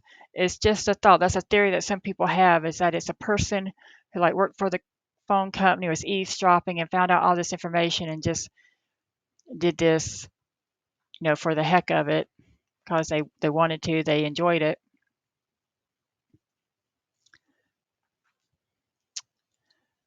So then we go down here and it says a suspect emerges. Stressed out and dissatisfied with law enforcement's failed efforts at discovering the identity of the mysterious writer, the Gillespies turned to Ron's sister and brother-in-law, Karen and Paul Freshour. And see, here it says Karen, but other places I read her name was Caroline. So they showed the Freshours the letters they had received and enlisted their help in figuring out who was behind them. Now remember, Karen Freshour, if that's her name, or Caroline Sue Freshour, whatever her name is, she is the sister of Ron Gillespie. So Ron Gillespie and Karen are brother and sister. They showed the Freshours the letters they had received and enlisted their help in figuring out who was behind them. Paul and Karen, for their part, felt the answer was obvious: David Longberry. Longberry was a fellow bus driver of Mary's and had made passes at her multiple times. She rebuffed him each time, and the Freshours considered it plausible that he was bitter about it and wanted revenge. He was also in a position to know Mary's driver number. Okay, so David Longberry is a guy she worked with, and he would know information about her and would know her driver number. But also, by reading, this article, you can see how close Ron Gillespie and his sister and Paul Freshour and Mary were, how they hung out together. Because who did the Gillespies turn to? They turned to his sister and his sister's husband, Paul, to help them through this situation. So that tells me that they're close couples, that they interacted with each other and spent time together and hung out together quite a lot, probably, that they felt close enough to go to them to ask them for help in this situation. So if they're that close, then, you know, they would know information about their lives. They would know intimate details about their lives. And if Paul, let's say Paul Freshour was guilty of this letter writing, if he was the letter writer, maybe he was jealous or had a thing for Mary Gillespie. Apparently, Mary Gillespie was a pretty woman because um, David Longberry, her coworker, was hitting on her, and apparently Gordon Massey, the school superintendent, and her had an affair. We don't know when the affair started, but we do know that they did end up getting together for a bit. I don't know how long the relationship lasted, but Mary did finally admit that they were seeing each other. So, apparently she's a good looking woman. Maybe Paul Freshour was jealous of that. And so that's when the letter writing began, but then it turned into something bigger than he started out wanting it to be. Longberry was a fellow bus driver of Mary's and had made passes at her multiple times. She rebuffed him each time, and the Freshours considered it plausible that he was bitter about it and wanted revenge. He was also in a position to know Mary's driver number, and I reread that. But Paul and Karen decided to write him a letter. So Paul, the brother-in-law of the Gillespies, and Karen, the sister of Ron Gillespie, decided to write David Longberry a letter, telling him that they knew he was responsible for the hate mail and warning him to stop. So it was Paul and Karen who came up with what, to write in this letter. And I guess Paul physically wrote the letter. I'm not sure which one of them physically wrote the letter, but it would be interesting to see that letter to see if it matched the Circleville letters. It's just, if Paul did this, he'd, just have to be a straight up psychopath. Interestingly, the anonymous letters did cease for a time following this confrontation with Longberry. So I guess Longberry got the letter, but I don't know if they ever talked to him in person about this. Mary and Ron breathed a sigh of relief, thinking that their ordeal was finally at an end. But really, it was just the beginning. While the letters stopped briefly, they were replaced by inflammatory signs that appeared along Mary's daily bus route. The signs contained much the same content and allegations as the unsettling notes, but now they were publicly posted. The Gillespies worried about their daughter, who was frequently referred to in the hateful messages. Determined to minimize Tracy's embarrassment and discomfort, Ron worked diligently to take the signs down as soon as he came across them. Paul Freshour described the toll of the stress. Ron was devastated and distraught. He didn't get much sleep during that period of time in his life. He was frantic and would drive around an hour or two in the morning before his shift began looking for any obscene posted signs. Ron worked very hard to figure out what it was really all about and to have the problem solved. So Ron, like I said before, I think Ron's a true victim in all of this mess. And if Paul Freshour, is responsible for all this, just how cruel he is to be pretending like he cared about Ron's, going through all this when he was the one causing all of this. In August 1977, Mary headed to Florida with her sister. See, this article says she was with her sister. Another article I read in other places says sister-in-law. But if she was with her sister, then she wasn't with Paul's wife or another sister-in-law. It was meant to be a getaway from the worries that had plagued her for the last year.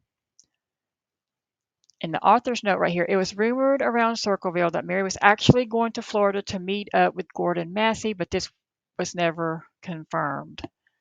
So either she went with her sister, or she went to meet up with Gordon Massey, or she went to Florida and visited with her sister, and she also met up with Gordon Massey. I don't know. With Mary gone, Ron was left to deal with the terror campaign on his own. That'd be pretty cruel if Mary Gillespie did go down to Florida to be with Gordon Massey, who she's having an affair with, and Ron's left at home to deal with all this stuff, and she won't admit to her husband that she really is having an affair. So on the evening of August 19th, the Gillespie home received a phone call. Tracy heard her father shouting at the unidentified caller in the next room. He was convinced that he was speaking to the Circleville letter writer. Intending to confront this person, Ron grabbed his .22 caliber revolver and hastily left in his 1971 Ford pickup truck. Just 50 minutes later, a shocking discovery was made: the wreckage of Ron's truck, which had apparently crashed into a tree at the end of the road. Sadly, Ron, who wasn't wearing his seatbelt, was found dead inside the vehicle. Curiously, it was determined that a shot had been fired from Ron's revolver, but neither a bullet hole nor the bullet itself was found, only the casing. The toxicology report revealed that Ron had a blood alcohol level of 0.16, twice the legal limit. However, his family argued that this was impossible as Ron was never a heavy drinker. They also felt certain that foul play was to blame for his untimely death. Had he been run off the road? Paul Freshour was vocal about his belief that his brother-in-law had in fact been murdered. The sheriff agreed with me that there was foul play, and then when I contacted him again, he changed his attitude completely. Though Ron Gillespie died under strange circumstances, what or whom had he fired his gun at before crashing, there was nothing to indicate that foul play was involved. Sheriff Dwight Radcliffe concluded that this was simply a tragic accident. And there's the picture of the accident again. After Ron Gillespie's death, the signs and letters continued. So obviously, whoever this person was had no compassion for the town or for Ron's family. So that makes me hope it wasn't Ron's sister that was doing this or that was involved in any way in this, because that would just be so cruel. I mean, that's your brother and that's your brother's family, and even if you were involved beforehand, once he died, you should have, got a clue and stopped or put a stop to your husband if you knew that he was doing this.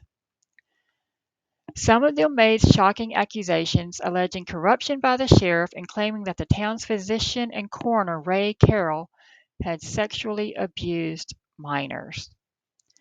And this is an interesting thing. 10 years later, the latter claim would be proven true when Carroll was exposed as a serial sexual abuser. So Ray Carroll, the coroner who, did the autopsy of Ron Gillespie, was in fact proven years later to actually be a sexual abuser, as he was accused of in some of the Circleville letters.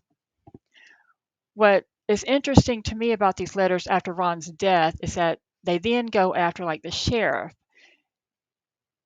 And Paul Freshour was upset with the sheriff over not investigating Ron Gillespie's, or not concluding that Ron Gillespie died of murder rather than an accident. Like for some reason, Paul Freshour believed or wanted others to believe, if he was the Circleville letter writer, that Ron Gillespie was in fact murdered. And he was that maybe Paul Freshour, if he is guilty of being the letter writer, was purposely started including the sheriff and Ray Carroll in his letters because he was upset that they weren't doing things that he wanted them to do. The letter writer seems, to be bossy, telling people what to do or what they should do, and then gets angry when they don't do nothing and he threatens them. But usually he doesn't carry out any kind of threats. It's not until later on that, a threat is actually carried out. So how, the person, unless he was just making up accusations and didn't know, because, unfortunately there are a lot of perverts in this world, and he could have just been angry and like he accused Gordon Massey of abusing the Gillespie's daughter, but that was never proven, and Tracy, the daughter, never said that that was true.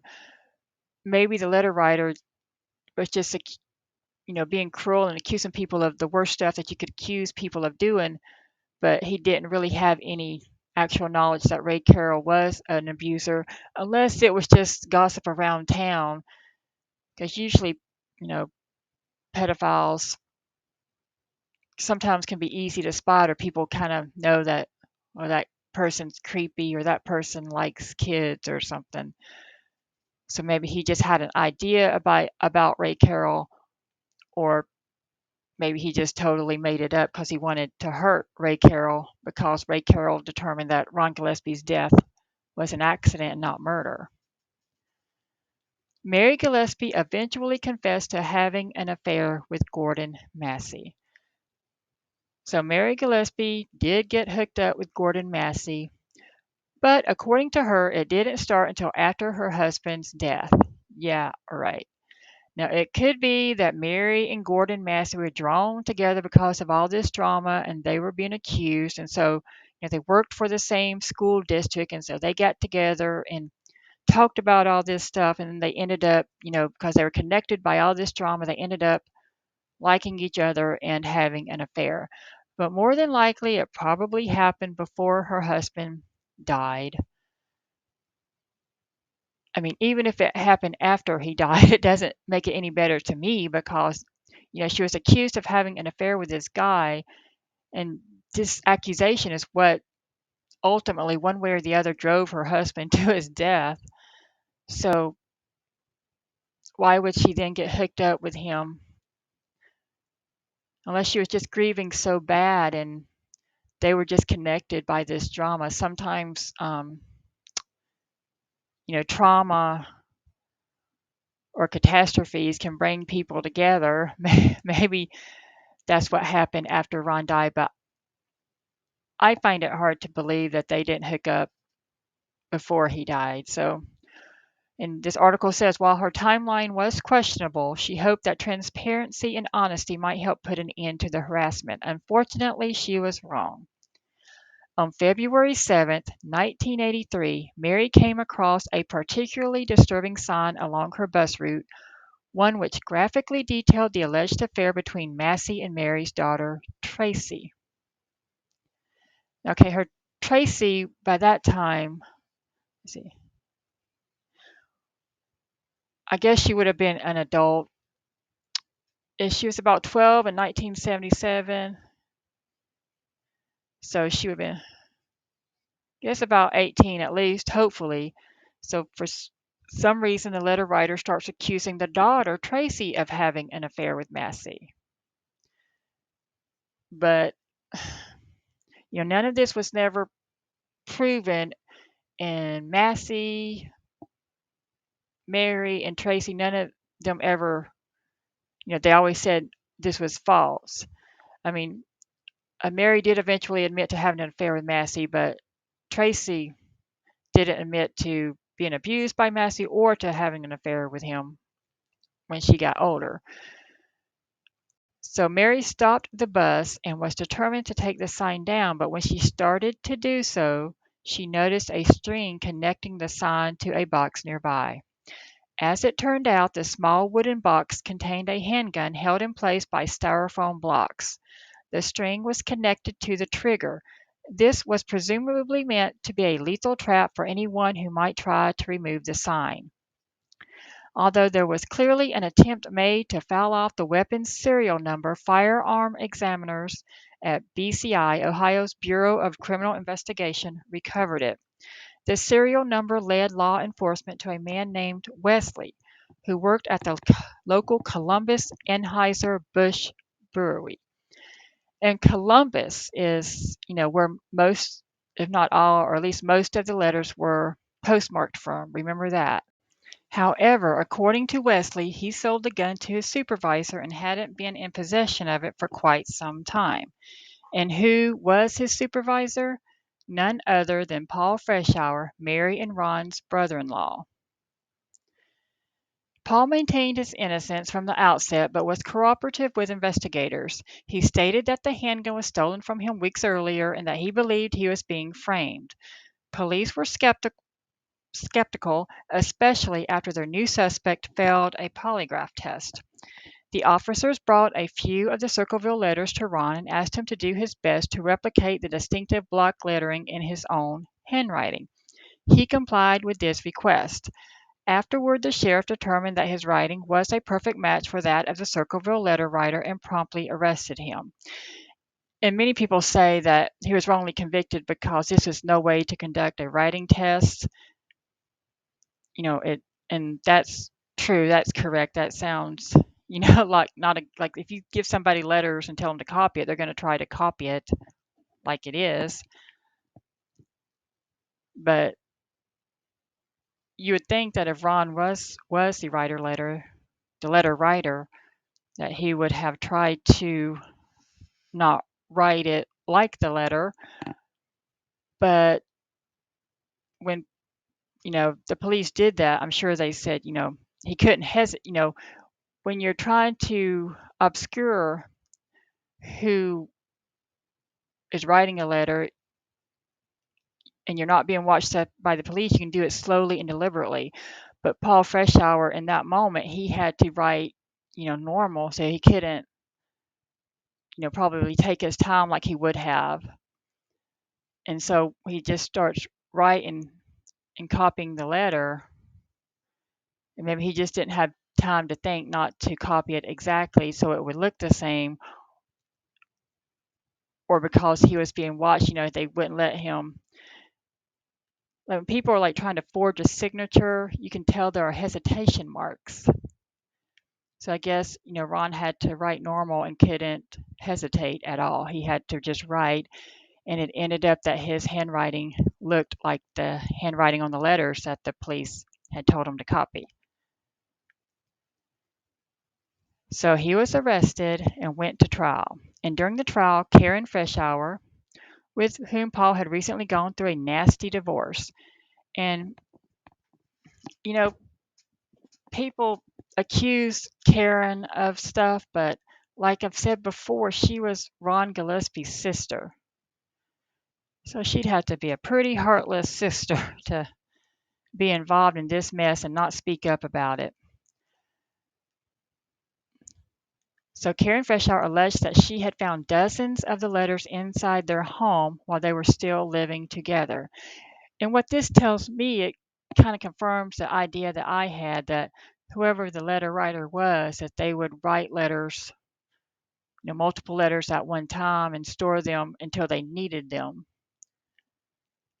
And then they would decide which letter to send, or they had, envelopes on the ready with the addresses that they wanted to send letters to, and they would, pick, on certain days to send these people these letters, and on other days to send these people those letters and stuff like that.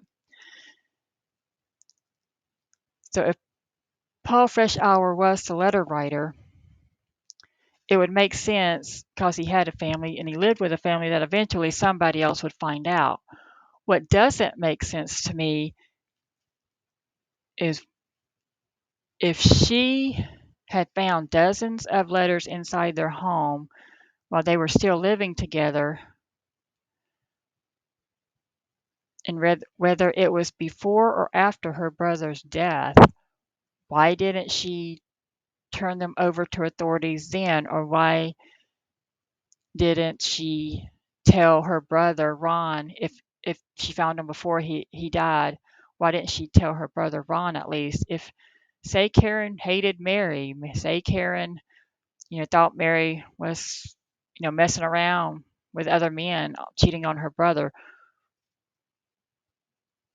why would she participate in this? Or if she didn't participate, why would she allow her husband Paul to do this, knowing that it hurt her brother? That's just one aspect of this I can't, comprehend. So I find it hard to believe she's a good suspect, but it was at Paul's trial where she admitted that she had found dozens of letters inside their home. But I don't know exactly when.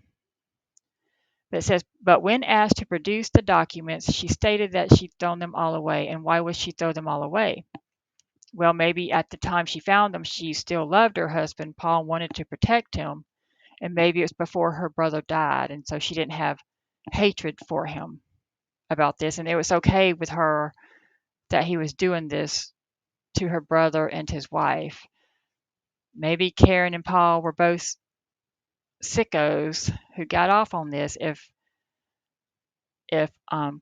Paul is really involved in this. It's worth noting that by this point, Karen had lost everything in the divorce settlement, custody of their children, their home, their savings, and was living in a trailer on Mary Gillespie's property. So Karen was living on the property of her dead brother's wife. So she's living on her sister-in-law's property after her brother died in a trailer. And this also gives me pause about Karen, that maybe she was, quite a person if she lost custody of her kids and her home and didn't get at least half of their savings, because this was Paul was arrested in the early 80s. The the gun booby trap was found in 1983, I think. So, back in the 80s, it would be pretty hard for a woman to lose custody of her children in a divorce because, from what I understand, from what I've heard, is, is that judges were more likely to give custody of children to the mothers, and the mothers would get child support and or alimony. So how did Karen end up losing not only custody of her children and the home and the money? How did she end up losing all that and having to live in a trailer? Did she have an affair? Did she leave her children? And so the judge said that Paul Freshour was the better parent? Did she have, some kind of substance abuse problem? Was she an alcoholic? Did she have mental health issues? Why did Karen lose her children? That's something that makes me think, well, maybe Karen had issues and maybe Karen would do stuff like this. And the only other thing I can think of is maybe Paul was such, a psychopath that he was able to convince a judge, a divorce court judge, and others that he was the better parent and that Karen was crazy, that she was all these things that she wasn't. Because if Paul was the letter writer and did all that, he would be able to manipulate. I mean, he would be, cruel enough and diabolical enough to, basically screw over his wife or ex-wife in a divorce case. So even though it makes Karen look bad that she lost custody of her children, it could also be that maybe Paul was able to manipulate the system. Remember, Paul was, he had a college degree and he had a master's degree. He was a manager. He had a decent job. So he was smart. And, maybe Karen, just a housewife or has some other issues and he used that against her. Because from what I understand, not only this article, but other articles I've read, Paul got pretty much, everything in the divorce. So remember, they had 3 kids, 2 daughters and a son. The defense tried to keep the letters, which they argued weren't related to the booby-trapped gun, out of the trial, but the judge ultimately admitted 39 of the letters. The prosecution successfully pointed out similarities between these letters and the writings found on the box of the gun contraption. Handwriting analysis. Prosecutors also procured the testimony of a handwriting expert who stated that based on these similarities, such as the block handwriting and the overall cadence and message, it was possible that the letters were written by Paul Freshour. A second expert, who was originally a defense witness, supported this conclusion. So at Paul Freshour's trial, 2 different handwriting experts thought that Paul was or could have been the writer. In other words, he wasn't excluded. And one of the witnesses was actually going to testify for the defense, but he did not agree with the defense. He thought it was Paul, so he ended up testifying for the prosecution. So he thought that the handwriting did look like Paul Freshour's handwriting. So a lot of people who don't know about all that went on in the trial think that Paul was wrongly convicted because the sheriff conducted a writing sample the wrong way. But the sheriff,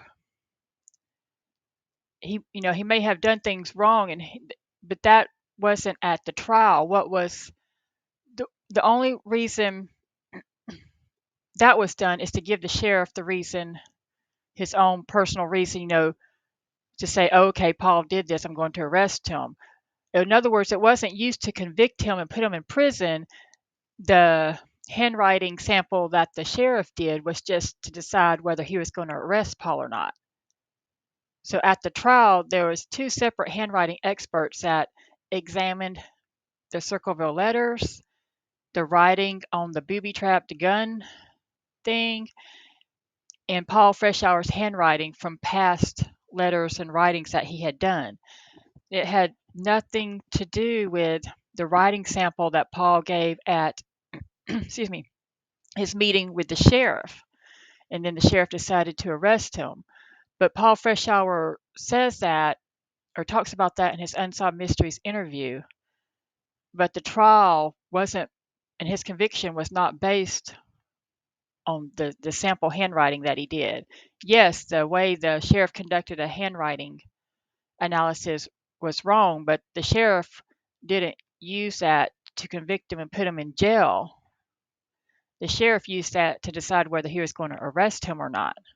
And then the trial brought on, expert witnesses who did formal analysis of Paul's handwriting and the letters and the booby-trapped gun contraption thing.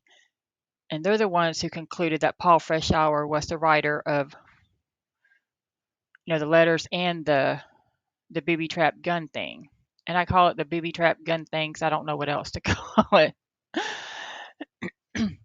One detail that the jury never heard was that another bus driver spotted a tall man with sandy brown hair near the sign roughly 20 minutes before Mary got there. He was supposedly driving a yellow El Camino. Conversely, Paul had dark hair and was much shorter than the man she saw. Additionally, he didn't own an El Camino. Excuse me. No efforts were made to either locate the vehicle or learn the identity of the man. However, Karen was reportedly dating a man who matched that description at the time, although he didn't have an El Camino either. This is written in this article, and this is what they presented in the Unsolved Mysteries episode, and I believe the 48 Hours episode. However, I have never seen any other evidence that this supposed sighting was accurate or that it was confirmed. And people say, well, the police didn't investigate it, but I've never seen anything other than, like the Unsolved Mysteries episode. I haven't seen it in the police files that I've read. I haven't seen, but not everything's available online, and I could have missed it, but I haven't seen it specifically talked about where Mary Gillespie talking to the police told them about this incident that her coworker had seen this. So I haven't seen Mary tell them, and of course, I haven't seen them interview anybody else. The police interview anybody else about this. So maybe they didn't investigate it. But then again, I don't see anywhere in the police reports and news articles that Mary actually reported this sighting from her coworker to the police. So I don't know if this sighting is real or if Mary actually ever reported this, that a coworker had seen somebody 20 minutes before, if it's in her initial police report when she contacted them about the booby trap gun contraption, that she said, oh, my coworker, or she wouldn't know it then, but later when she found out from the coworker that they had seen a yellow El Camino and somebody there. But another thing I found interesting in this article, it says, Paul had dark hair and was much shorter than the man she saw. And from looking at Paul's pictures and his appearance on Unsolved Mysteries, it looks like Paul was a short man. And that doesn't mean anything, has nothing to do with nothing, other than some people will say when a shorter man commits a crime, if he commits a crime like this, involving these letters and the harassment and stuff of people, that maybe that person has a Napoleon complex. I'm just putting it out there because I've, in other cases where a short man is involved in a crime, that people will comment online that maybe he had a Napoleon complex and, that's why he was mad or jealous or upset or bored in his own life, that he couldn't get the women that he wanted. So that's why he did such and such crime. And in this case, I'm sure somewhere, I haven't seen it, I'm sure somewhere on some blog about this case that somebody has written that if they think Paul did it, that maybe he did it because he had a Napoleon complex. That just comes up a lot in cases that involve shorter men. So I'm just putting that out there.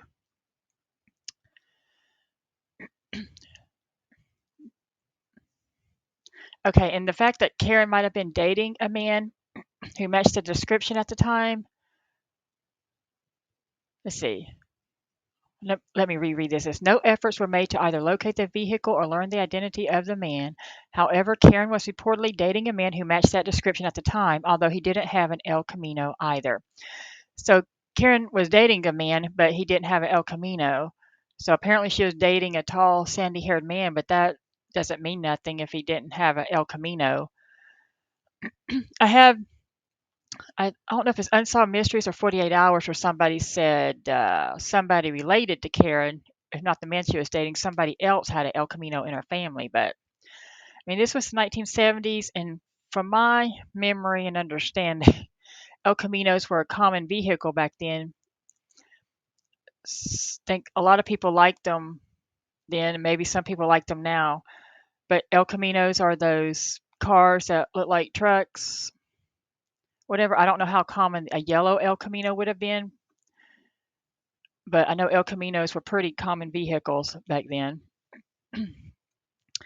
So ultimately, Paul Freshour was found guilty of attempted murder and given the maximum sentence of 7 to 25 years in prison, which is not that much of a sentence for attempted murder, in my opinion, because attempted murder just means that you were unsuccessful at actually murdering somebody, but you still wanted them dead. You just didn't succeed at it. But attempted murder is looked at a lot differently than actual murder, where people are successful in murdering somebody. So the sentence in Ohio at the time was only 7 to 25 years in prison. So that's not bad. If he was guilty, that's pretty light sentence. And there's Paul Freshour at his trial. I guess these are the prosecutors and his defense attorney, and there he is sitting to the right. Though many were initially satisfied that law enforcement had arrested the right person, it wasn't long before more anonymous letters started arriving at homes around Circleville and across central Ohio. So not only were they going around Circleville, these letters, but while he was in prison, they started, going around, the whole middle part of Ohio, not just Circleville anymore. Eventually, hundreds more came, all while Paul Freshour was behind bars. Once again, authorities and citizens were baffled. The prison warden even tried placing Paul in solitary confinement to see if that would put a stop to the madness, but it made no difference. Paul was then strip searched. All his incoming and outgoing mail was inspected. As far as the prison officials could tell, there was no way that he could be producing or sending the letters. Then Paul himself began to receive letters. Was the right person behind bars? The Pickaway County Sheriff still believed the imprisoned man was somehow responsible for the letters. But more people began to question whether Paul was actually guilty, or if he was guilty, did he have an accomplice? Or was this simply an opportunistic copycat? These and many other questions relating to this case remained unanswered. Former investigative journalists Martin Yent and Robin Yoakum, who also received letters from the Circleville author, have since said there is no chance that Paul Freshour wrote the letters from prison. They have also questioned the fairness of Freshour's guilty verdict. Can I tell you I'm 100% sure that he didn't do it? No, I can't. But can I tell you, had I been sitting on that jury, I would have never sent a guy to prison based on that flimsy evidence, Yoakum said in an interview with CBS News. I believe this is the 48 Hours report. they're talking about. A particularly insidious development came when much of the hate mail began arriving laced with arsenic. So now the mail, these Circleville letters, are coming with poison on them. So this story just gets weirder and weirder and more bizarre. Fortunately, no one was seriously injured.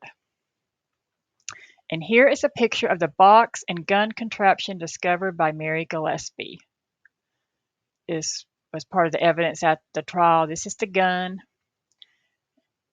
and the box was placed in. See, the string on the trigger was meant to go off if she had pulled it a certain way, I guess.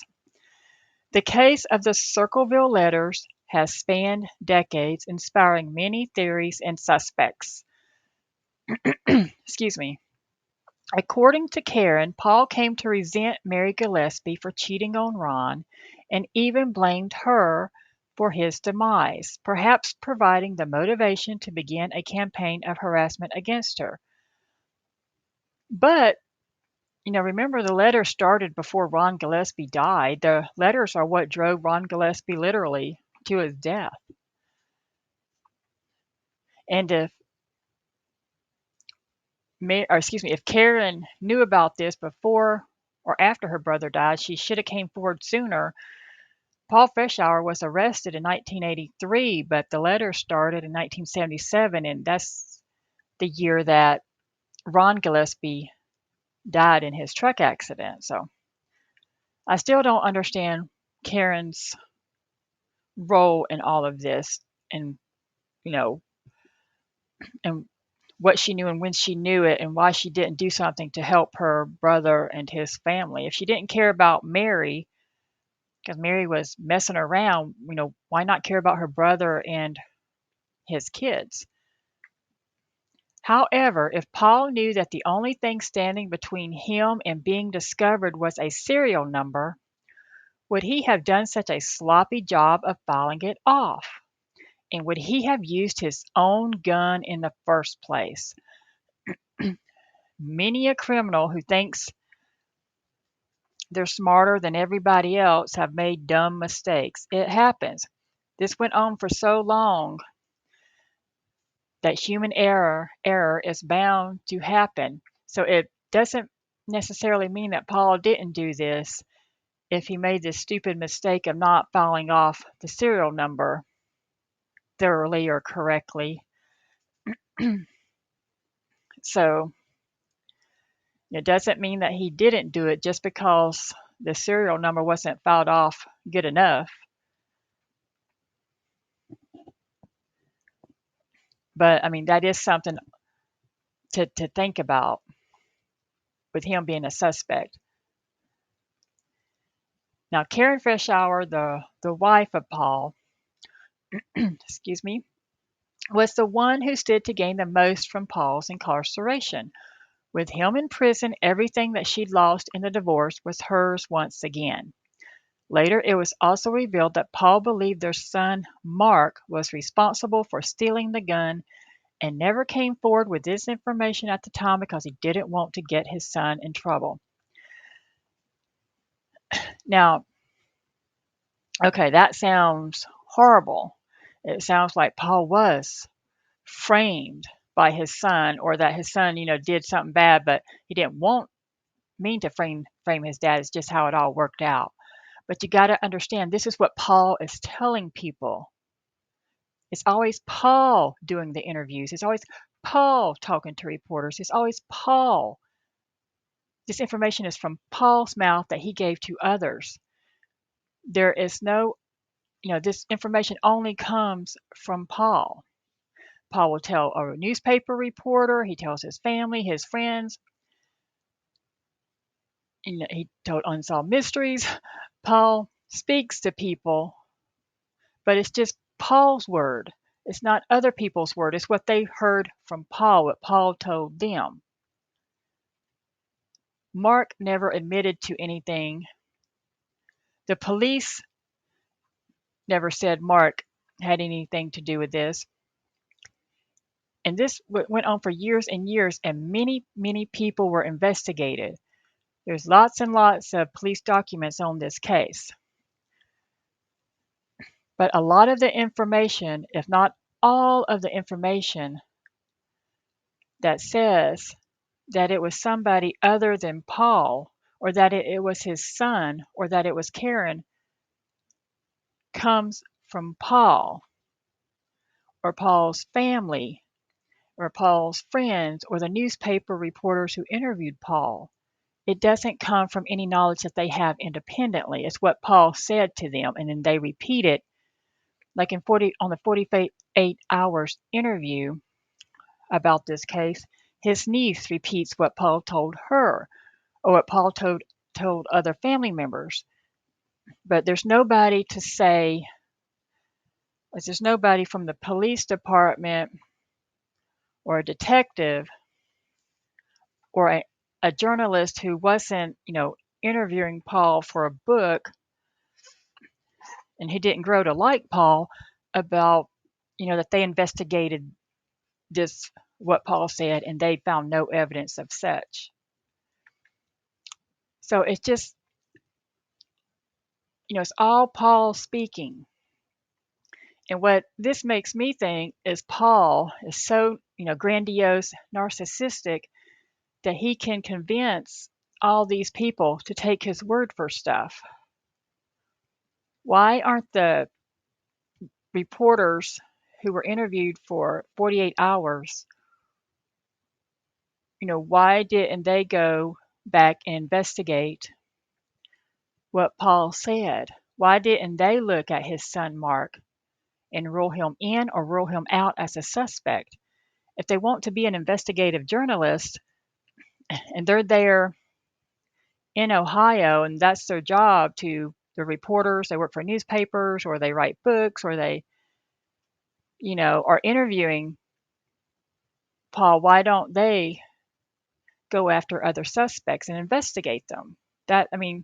They have the know-how to investigate people. It's their profession. Why don't they do it? But I've never seen any information of any journalist investigating thoroughly anybody else about this case. They're all just like trying to find things to prove that Paul is innocent and that he was wrongly convicted, but nobody's trying to find out who really did this in a real way. It's like Paul Freshour was able to manipulate and convince many people that he was wrongly incarcerated and that he had nothing to do with any of this. But the evidence proves that he had something to do with this, that he had some knowledge. He may not have been the only one, but he had something to do with this because so many writing experts say that he wrote the letters. And many times writing experts disagree on the case and you can't get a clear answer, but so many experts on handwriting analysis have concluded that Paul Freshour wrote the letters and that Paul Freshour wrote the words on the gun booby trap contraption thing, that it makes me think that Paul was guilty of writing the letters. And if he was guilty of writing the letters, that he's probably guilty of other stuff relating to this case, even while he was in prison. Excuse me again, I'm sorry, I have a cold. I know today, even with all the technology we have, prisons are very easy to sneak some of them, not all, but a lot, like where I live and in big cities, I hear it all the time that people are able to sneak drugs into prison, cell phones into prison, knives into prison, other kinds of weapons into prison, various food into prison. So it wouldn't surprise me if Paul Freshour, at whatever prison he was staying in, was able to hoodoo the prison there and get things done. You got to remember, back then they didn't audio and video record everything like they do today. Like in today, even today with all the technology, prisoners are still, getting away with lots of stuff, including murder. I mean, there are cases in my state of Georgia where inmates are being killed by other inmates and supposedly, nobody sees anything. But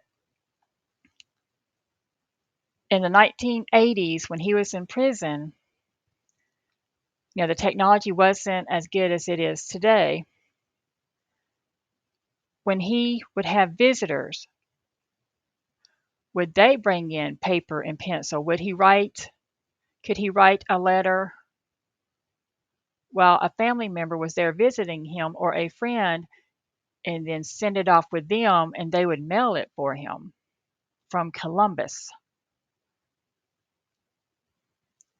If he was staying at a prison in Columbus, it'd just be real easy on the way out, on the way home from visiting him, just drop it off at the post office or in the mailbox. If when he was at mealtime, when he wasn't in solitary confinement, was he at mealtime? Was he able to write a letter and get a hold of a pen and paper and such? I don't find it impossible for a person in prison to write letters. I just don't. Just from what I know today, with all the technology, people are doing all kinds of things in prison they shouldn't be. And of course, now a lot of them have internet access, so they can do things online that they shouldn't be doing while in prison. So I don't find it far fetched to think that somehow Paul Freshour, if he's guilty of this, that he would have the brains and the know-how to know how to get over on the system or to manipulate or get somebody who visited him in prison to help him out with this, or even over the phone. I don't know if back then they recorded phone calls from prisoners like they do today. Maybe he told a family member or somebody else to do such and such, and they would follow his orders for whatever reason, for money or just out of because they loved him and they wanted to help him get out of prison. Because you see, if Paul Freshour was guilty of this, which he was sent to prison for, the one way he knew that he could get out of prison was to prove that he wasn't the letter writer or wasn't involved with it in any way. And the way to do that was for him to be locked up in prison, for the guards to be watching him constantly, to be in solitary confinement.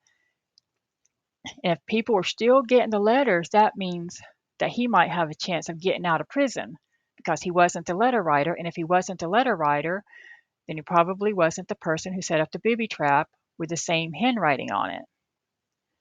Paul Freshour wasn't a dummy. He had a master's degree. He would know that that would be his ticket out of prison. And nobody wants to be in prison.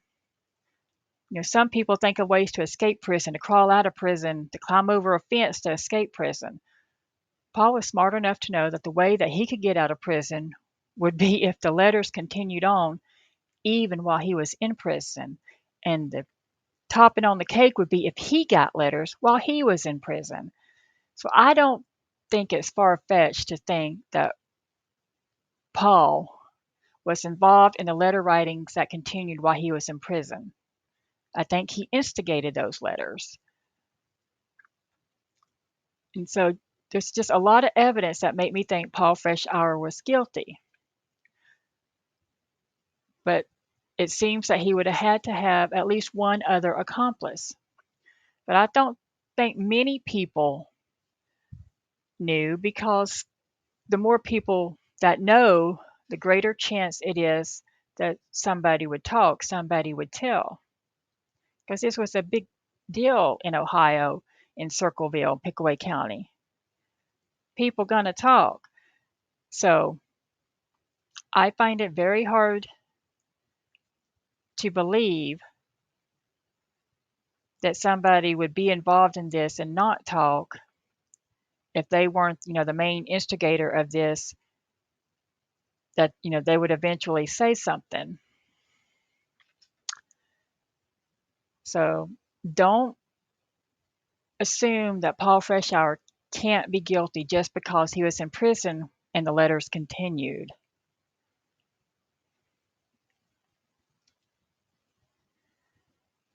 He reportedly came to believe that Mark, who never visited him in prison a single time, helped Karen frame him. Now, this is what was reported on 48 Hours. And I guess it's accurate. I guess it's true, but this is what Paul told his family members. And his son Mark committed suicide. So it's not like he was asked, "Did you ever visit your dad in prison?" And I don't know that any journalist has ever taken the time to, back then, I know it's too late now, but back then, to check the prison records to see who all visited Paul Freshour while he was in prison. I assume that they would have records of that, back then, during this time period.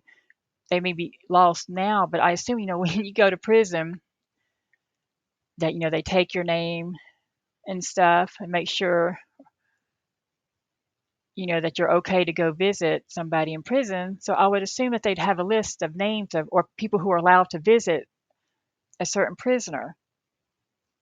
Did Mark visit him? Was Mark the one who was, forced to help his dad in all this? And when he would visit his dad would tell him certain things to do, and Mark did it because that was his dad. So the only people, I get information from that Mark never visited his dad in prison is from people who Paul told that. Everything comes from Paul. I have not seen a journalist say, "Oh, I went, I investigated the prison records and such, and Mark never visited him in prison." They never give how they, where they get their information from that they say as facts. But to my understanding, the only people in the 48 Hours episode who are saying Mark didn't visit his dad in prison were family members who Paul told that to, or the reporters that Paul worked with. He told them that.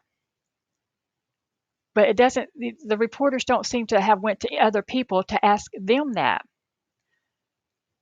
other than Paul's family members who he told that to too. So they need to look at the prison records. They should have back then looked at the prison records to see who the heck was visiting Paul Freshour in prison. Just because, his son committed suicide, so it makes me think, you know, he might have had some guilt, not because he framed his dad, but because his dad used him, or his dad, had him do these things while he was in prison to help him get out of prison, but it didn't help, at least not for 10 years. He was in prison for 10 years until he was paroled. And when he went up for parole before, and even after the letters started coming, even while he was in prison, they said, "No, you don't get paroled."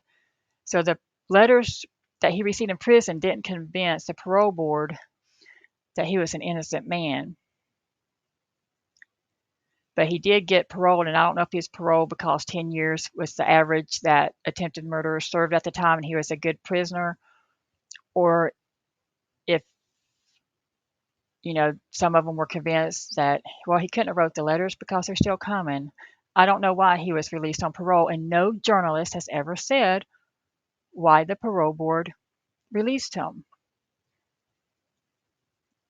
I can't find any journalist that talks about this case today that has even asked the question, why was he released from prison? Why did the parole board decide to let him out of prison? Was it just, the usual way, if a good prisoner for 10 years, he gets out?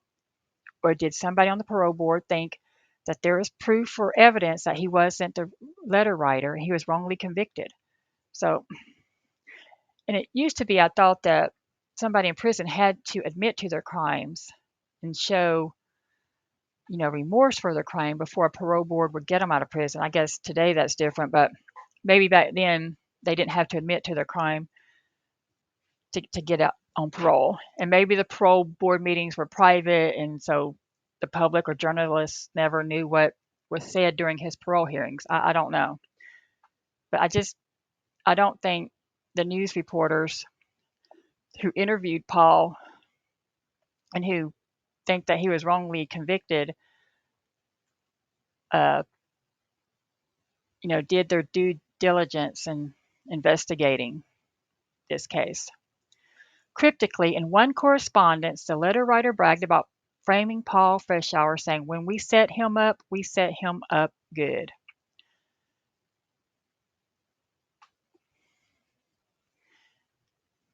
Okay, David Longberry as a suspect. Some believe that Longberry, bitter over his rejection by Mary and her interest in Massey, was the original Circleville writer. But once he stopped writing the poison pen notes, others saw an opportunity to exploit the situation for their own purposes. My goodness, that would be so weird if like more than one person or more than two people in the same community were so diabolic that they felt the need to, write these letters, like copycat somebody else. I mean, how boring was Circleville for people to feel the need to write these letters? I kind of like think maybe it's one or two people, like one person, the instigator, the master of this, and then at some point the person, let's say if it was Paul, that he had to use somebody else to help him. But other than that, I don't think it's like more than one or two people, and or maybe three if you include Karen, because she did think or find out that Paul was responsible later, supposedly, as she testified in his trial. But I still don't get why Karen wouldn't have done something to help her brother before or after his death. So it's just a very bizarre case. Longberry eventually left Circleville to avoid prosecution after being caught SAing a young girl in 1999. He committed suicide shortly thereafter. Good grief. There's a lot of death associated with this case and a lot of perverts associated with this case. So apparently he offed himself, like Mark, the son of Paul Freshour, offed himself. And then, of course, we have Ron Gillespie, who died in an accident. But you can kind of say he offed himself if he was driving erratically fast down the street while he was drunk. Like he was just fed up with the situation. So that's, three deaths so far associated with this case. Mystery person. Could the anonymous writer have been someone else entirely, either working on their own or in collaboration with one of the aforementioned individuals? Or perhaps there were multiple other writers. These are certainly plausible theories, but we'll likely never know the full truth. Yeah, it's been so long. But one thing I haven't seen, and if anybody has, please comment or let me know. Has there ever been any DNA testing on the letters or the envelopes? I know they did fingerprint testing, and Paul Freshour's fingerprints were found on letters and envelopes, but I don't know if any other fingerprints were found or if they have done DNA. I know they didn't have DNA back then, but I've never heard if they've done DNA since DNA has come about. They could find like saliva DNA on an envelope. I don't know how long DNA lasts and stuff like that. If they've ever found DNA evidence, that would be interesting. If they tested it and it came up to be Paul's, well, then, handwriting experts say it was Paul. Fingerprints say it was Paul. If DNA said it was Paul, then we would know, I'd say pretty conclusively that Paul did it, or at least he was one of the main people involved in doing it. The later developments. Well, let me read this letter here. This is, "You have been watched," stated one of the Circleville letters. It says, "Please, let's keep writer happy." And it shows the writer and a smiley face. It shows the word writer and then a smiley face above is cut off. But "You have been watched," and the T in watched looks like a cross. "Failure to comply and you shall suffer. No one can help, no one can protect you. Obey, obey. Get Mr. Massey elected to some type office or you will surely pay, and the town of Circleville shall too. It is on you." It says, "Get Mr. Massey elected to some type office or you surely pay." So the letter writer doesn't want Mr. Massey fired from his job. He wants him elected to a different office in the town or a different office like somewhere else. Like he wants Mr. Massey to go away. Just weird.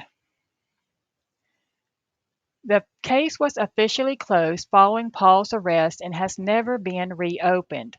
Paul Freshour was released from prison in 1994. That same year, the popular television show Unsolved Mysteries covered the case. Before production had even started, the studio received an anonymous letter warning them against filming the episode. See, before they even started production of the episode, somebody sent them a letter. How many people knew that they were going to be doing an episode about this story? And I think it was the show's producers who, found out about this story and decided to do it. I don't think somebody in Circleville contacted them to do this story. So, who all knew that production was going to be happening on this story in Circleville? Because somebody knew, because they sent a letter. The Circleville writer supposedly sent a letter saying, "Forget Circleville, Ohio. Do nothing to hurt Sheriff Radcliffe. If you come to Ohio, you El Sickos will pay." The Circleville writer. So this was the letter that was sent to Unsolved Mysteries. And in the episode, the segment, Robert Stack, the host of Unsolved Mysteries, actually held up the actual letter in the show's segment and talked about it. It says, "Was the case receiving more attention than the writer was comfortable with?" Regardless, following Paul's release and the airing of the Unsolved Mysteries episode, the Poison Pen letters, which had variously tormented and fascinated Circleville residents for decades, stopped as suddenly as they had begun. So after Paul got out of prison, the last letter, to my understanding, was the letter that was sent to Unsolved Mysteries. No more letters were sent from the Circleville writer after Paul was released from prison. So, that's another thing that, maybe Paul did do this because once he was released from prison, he was on parole. There was no reason for him to keep sending letters to himself or anywhere else because he had already gained his freedom. And it would have been risky for him if it was Paul writing these letters to continue sending these letters because he was on parole. And parole means you can go back in if you're not good while you're on parole. So that's just another reason why it makes me think Paul wrote these letters or was the main person involved in writing these letters. Martin Yant, who founded his own private investigation firm, has continued his mission to help the wrongfully convicted, and still believes that Paul Freshour was innocent. I believe he was wrongly convicted, and I have a pretty strong suspicion that he may have been framed. So this is, Martin Yant, who investigated this case and was, around at the time this happened in Ohio. But my questions for Martin Yant and the other investigators or reporters involved in this case, okay, like defense attorneys, they just have to prove that there's not enough evidence for their client to be shown as guilty. They don't have to prove who, if somebody else did it, they don't have to prove who did it. But I would think that an investigative journalist would want to find out who really did it if they believe so strongly it wasn't Paul. But all the investigators seem to be doing is like what a defense attorney would do and just be trying to, downplay all the evidence against Paul Freshour, but they're not looking or investigating evidence against other people. And if they believe it's not Paul Freshour, then they should investigate other people thoroughly. And so I just think, they're not good investigative reporters or whatever they are. It's like they became friends with Paul. Paul was a likable person. You watch his interview on Unsolved Mysteries, he seems like a genuine guy, a likable guy. I know he's, a father, a grandfather, or before he passed away, his grandpa, he just seemed like a regular kind of guy. He worked at a beer company, he was a foreman or manager. I believe, he served in the army, just seemed like a genuine person.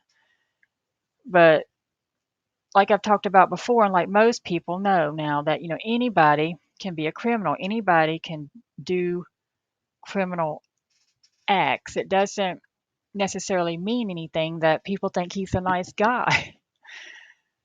People think a lot of people are nice, and those people have been convicted of, some really heinous crimes. Like, let's say the case of Chris Watts in Colorado, who killed his wife and 2 daughters. People thought he was the nicest guy. But, sometimes people are just covert evil people. Like, you don't see their evilness, but it's there. When they feel the need, they can bring out that evil. And if Paul Freshour did this was his way of expressing his evilness for whatever reasons. He was mad at life, mad at certain people in his life, jealous. Um, who knows why people do things, but just because Paul gives a nice interview on unsolved mysteries and reporters seem to like him and his family members seem to think well of him doesn't mean he was all that to everybody. Maybe his son Mark knew him for who he really was. You know, we'll never know. People can be different things to different people.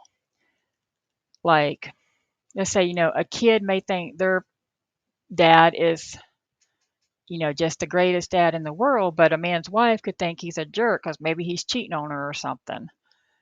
And so, people can be different things to different people. You may hate your boss, but the boss's family may love him to death and think he's the sweetest guy, and you think your boss is a jerk because he's mean to you, or you think he's mean to you. People are different things to different people. People play different roles in life.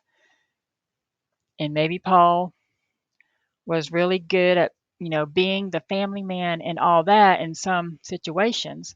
But remember, he was divorced from at least one woman. I don't know how many times he was married in his life, at least twice that I know of. I don't know if his second one ended in divorce or not. But so, maybe he was a covert evil person who got off on doing these evil acts,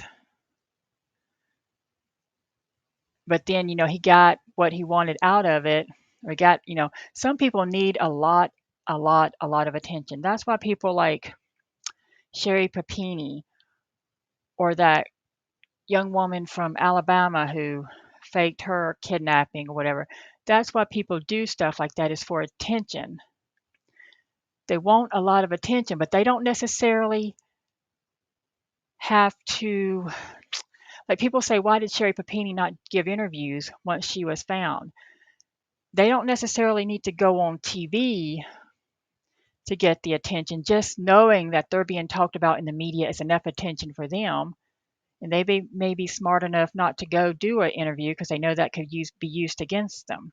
But just having the media talk about you and having police interview you about, your supposed awful crime that happened to you, and having your family feel sorry for you or people in the community feel sorry for you, is enough attention,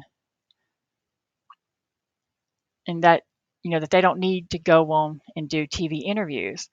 But like Paul Freshour, he was doing interviews with journalists in his hometown, and he was on Unsolved Mysteries. And he seemed to be a guy who liked attention. He was also, before he was arrested and put in prison, of course, he was also an extra in a movie that was filmed in Ohio. The movie, I forget the name of the movie. It might have been Breakaway or something like that, but some movie with Robert Redford about a prison that was filmed in Ohio. Paul Freshour was an extra in that movie. And then later on, he ended up being a real prisoner himself. But What's also interesting about that, Paul Freshour knew about, he could be an extra in a movie about prison because he used to be a prison guard himself. Again, that doesn't mean nothing. All prison guards aren't bad or whatever. But, there is this thing that statistically speaking that psychopaths, their preferred profession are jobs where they can have control and domination over people. And a prison guard would fit that, category, as would being a manager or foreman at the beer company he worked for. A lot of psychopaths, not all cops are psychopaths, but one of the number one professions that psychopaths pick or try to pick is law enforcement, whether a police officer, prison guard, FBI agent,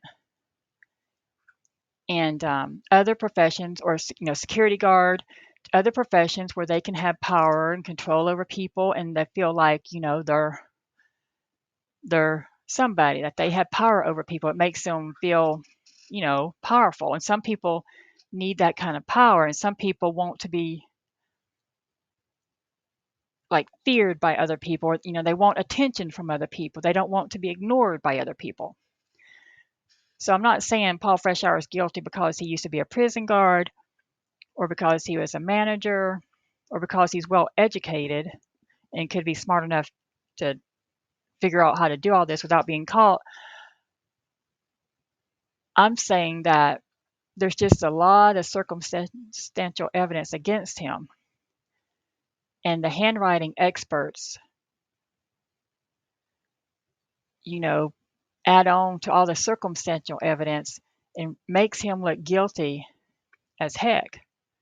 But people just can't, because he seems like such a nice guy, people can't get, past that he must be innocent. And I think he is so good at manipulation that if he did this, and I think he did because he was convicted of part of this, I think he's just so good at manipulation that people, want to believe him, or they do believe him. I think he's a master manipulator. He was like a hidden or a covert psychopath. And it's just hard for people to believe that he did this. And so some people are going to think forever that he was not involved at all. And some people will, because they, looked at all the evidence and the police reports and they say, well, yeah, he's guilty. But we still don't know who helped him while he was in prison or how he got that done. But do I think he's capable? Yeah. He's capable of pulling that off somehow? Yeah, because he's so good at manipulation, it seems.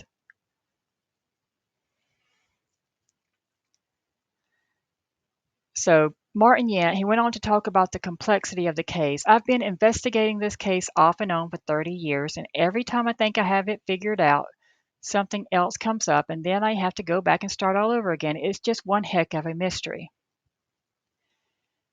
In interviews, Yant has said that Paul, who wasn't from Pickaway County and didn't know anything about local politics, didn't fit the profile of the letter writer, who seemed to be passionately interested in Pickaway County politics.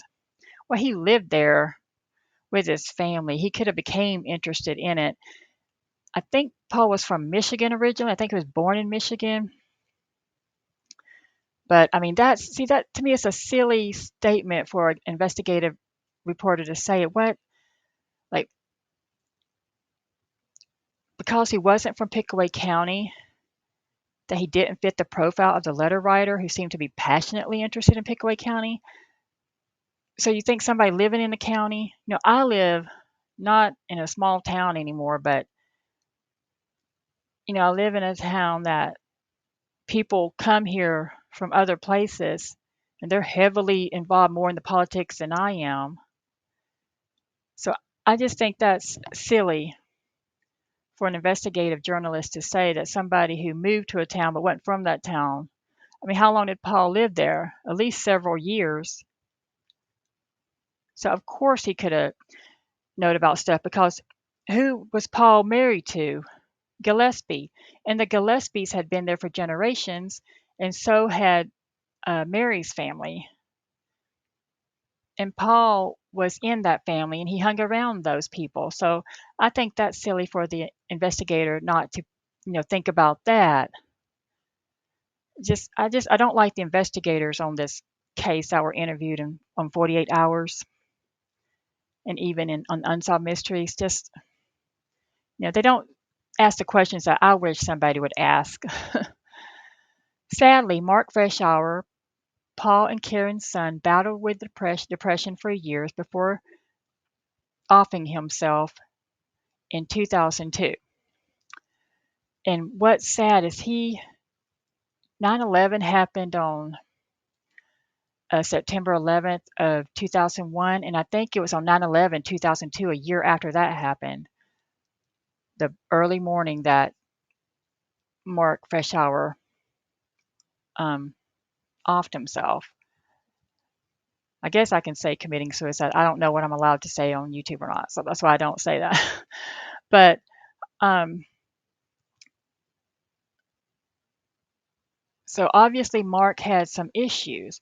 But think about it. If you're the son of a psychopath, you would have some issues. And I don't know about his mother. What kind of person was she? Well, she lost custody of him at one point, but then when his dad Paul went to prison, Mark, I guess, lived with her, or I don't know how old he was, but he visited her.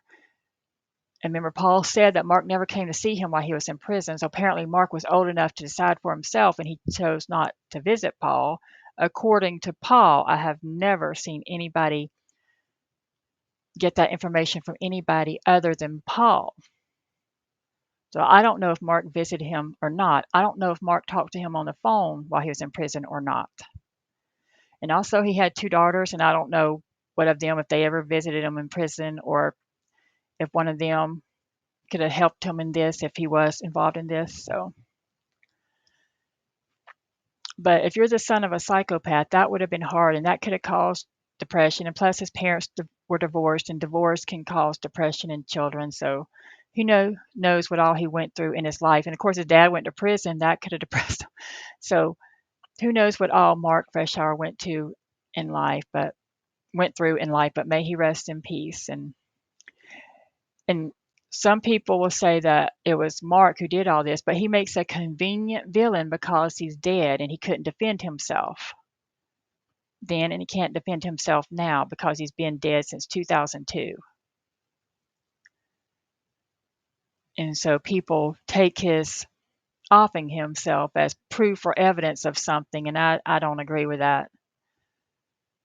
That he was so guilty that he framed his dad. I don't agree with that at all. I don't think, because these letters went on for years and years, and Mark would have been very young when they started. I don't think that he framed his dad by stealing his gun and putting it in 1983 on the bus route of Mary Gillespie.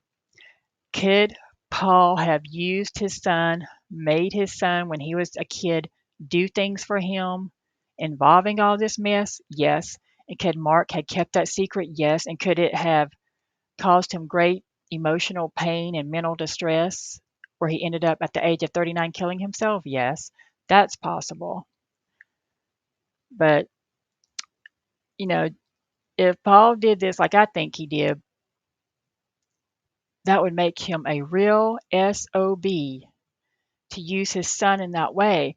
But I know it's possible because if you're into true crime, you know that there's all kinds of cases where parents involve their kids in their crimes, their horrific crimes. Like there's a case in South Carolina, a man was having affairs and he had gambling debt, so he offed his wife and then had his daughter, who I think was 15 at the time, testify for him at trial to try and help him get out of it.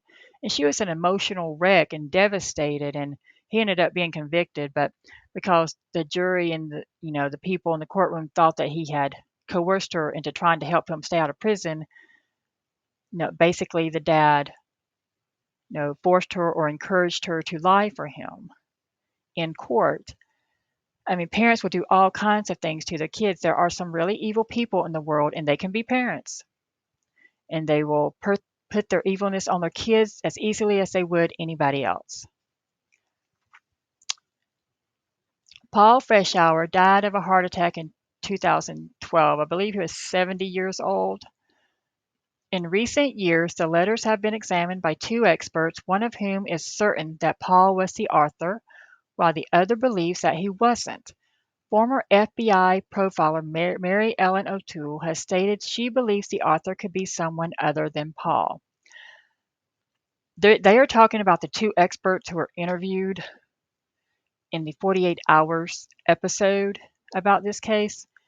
And the one, I totally think that the expert who thinks that it was Paul is way more believable than Mary Ellen O'Toole. Mary Ellen, maybe just this interview, she came off bad, but she just kind of looked like an airhead and had no definitive ideas about it. And also, maybe I'm biased against the FBI because I think a lot of their profiling, the ways that they profile people's nonsense, and I'm not a fan of them for many reasons, but like I live in Georgia, and I remember when they went after, oh, his name was Richard Jewell, they thought he was the Olympic bomber, and they put that man through hell, and in my opinion, drove him to an early grave because he died pretty young. But they put that man through hell, and the media did too. And he was innocent. He was totally innocent. He was just, he was a security guard, and he was just trying to help people there when this happened. And so instead of being the hero in the media that he should have been, he was vilified and crucified by the media and the FBI.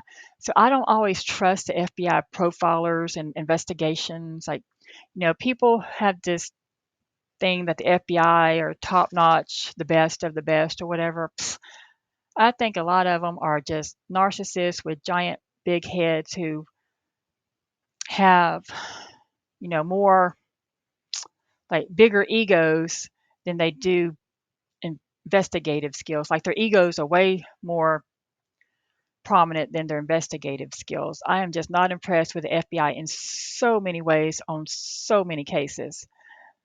But Mary Ellen O'Toole, I know a lot of true crime people probably think the world of her. I am not one of them. So it's easy for me to believe the other expert because the other expert came off really great in her interview. And I know it's just a TV show, an interview, a segment, but she seemed to really know her stuff. And actually, it might be below. I can read you the exact quote. Let's see. Case update 48 hours. 48 Hours covered the Circleville Letters in 2021, featuring a new independent analysis from forensic document expert Beverly East. So that's her name. Beverly East is the one who I agree with and think she knows what she's talking about. East began by identifying Paul Freshour's distinct writing patterns and then studied a selection of 49 letters from the case trove. East ultimately concluded that Paul was the author. How certain was she? I would go into court and swear on the Bible on the evidence that I found. The case is still far from decided, of course. Nearly half a century after the discovery of the first letter, the Circleville mystery continues to inspire fiery debate and discussion. There's a survey here. See, who do you think is the author of the Circleville Letters? 29%. I don't know how many people are 114 people have voted in this poll. 29% say Paul, 23% say Karen, 4% say David Longberry, 45% someone else, possibly a group or several copycats. So I guess, this case will never be definitively solved, but I think Paul Freshour was the main perpetrator in the Circleville Letters case, but who all willingly helped him or who he coerced to help them because maybe he had power over them, like if he was their father or their husband or something. I don't know. I don't know Karen's, what her role was in this. I don't understand why. I know she testified at trial that she had found letters in the house that Paul had written, but to my understanding, that happened before he was ever arrested. So why didn't immediately she go to the cops and turn him in or say something? Or did she ever tell Mary, hey, Paul's been writing these letters to you? And I don't, so I don't know the exact timeline of when all these events occur, but so Karen's weird. But anyway, I hope all the people involved in this case who are still living are doing well today and enjoying life and enjoying their kids, their grandkids, and possible great grandkids. Because I guess like Mary and Karen would be in their 70s now, and their kids would be grown and have kids of their own. And, there may even be great grandkids that Paul and Karen have and the Gillespies have now. So I hope they're all doing well and that life is treating them good and that they can put all this behind them. I haven't seen anybody other than Paul and his family members and other residents of Circleville be interviewed. I have not seen any of the victims or the family members, like the Massey family, the Gillespie family, or Karen, the ex-wife, be interviewed, or Paul's kids be interviewed, either on TV or in a newspaper article or magazine article or anything like that. So if anybody has any links to where any other people in this case have been interviewed over the years, you can let me know about it because I'd like to see it. Because to my understanding, Paul Freshour is the only one who went public with all this. And some people think, well, he's a wrongly convicted man. He's got to prove his innocence. I just think it seemed like he liked attention a lot, and this whole mess wasn't as devastating to him as it was to other people. So it makes another reason why I think other people were victims and he was the instigator of this mess. Because otherwise, maybe he'd be a bit traumatized from it more than he was. In an Unsolved Mysteries episode, he seems all forgiving. Oh, yeah, I went to prison, but that's over now. I've got a new wife. That's my old family. Blah, blah, blah. Like, it's like, I would think somebody who is wrongly convicted and whose ex-wife's family or ex-brother-in-law's family helped put him away would, have, if they were given an honest reaction, you would be able to see a little bit of anger or hostility or, regret that his old family would, do this to him or think this way. He seemed very forgiving.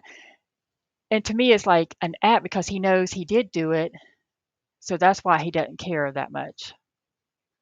Because otherwise, if you're wrongly convicted, you're going to be a little upset. Or I know people come out of prison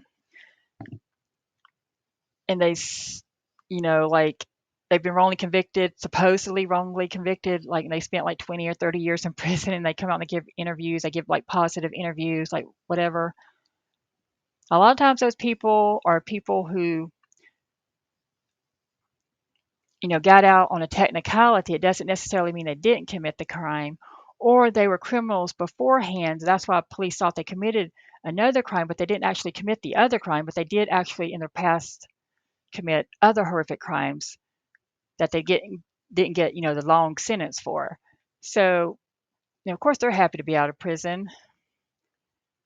But with Paul Freshour, I think, his going on Unsolved Mysteries and all that, he was just still playing the game. He was just still putting on the show, the act. And I think he put on a show and an act for all his life. I don't think many people, if anybody, really knew him for who he truly was, because he seemed to be able to convince everybody, well, not everybody, but a lot of people, like investigative journalists and people out in the public, or people who saw the Unsolved Mysteries episode, that he was a really genuine, innocent guy. And I think it was a facade. I'm sure there are some people in Circleville who think he's 100% guilty, but they, you know, aren't the type to be interviewed on news shows or to contact the media and stuff like that. I'm sure at some points, evil person can't hide their evilness all the time. But unfortunately, it may have been his son Mark who is the only one who truly saw him for who he truly was. Now, my opinions on this case or any other case doesn't mean anything, of course, because I'm not on a jury. So, I'm allowed to have opinions and my own reasoning for why I think Paul Freshour is guilty in this case.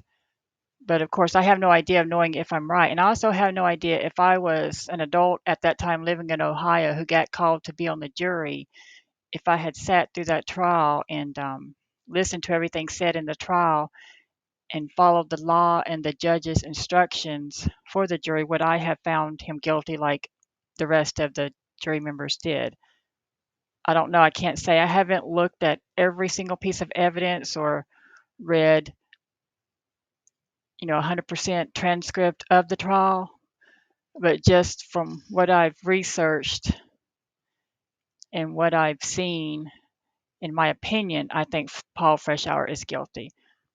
But of course, I have no way of knowing if I'm right. So, it's just my opinion, and my opinion shouldn't hurt anybody because it doesn't mean anything. I'm not on a jury. I'm not a judge. I'm not a prosecutor. I'm not a police officer, and I'm not an investigative journalist. So my opinion doesn't mean anything. But I thought it would be interesting to look at other documents in this case so that in case some people who are familiar with this case haven't seen some of the documents, that they can see them. I try to put them like all in one place in one video, a lot of the documents involving this case. So if people want to, like stop the video, pause it, and then look at these documents for themselves and form, their own opinions. So here is a document from the case. This is a Christmas card, the back of a Christmas card that Mary Gillespie received, I believe it was 1983 or Christmas of 1982. It was after her husband Ron Gillespie died in the auto accident, and he died in 77. And this card was sent to her at Christmas time, I believe, in 1982 or 1983. I guess it would have been 1982 because Paul Freshour was arrested in 1983. So she received this Christmas card, and on the back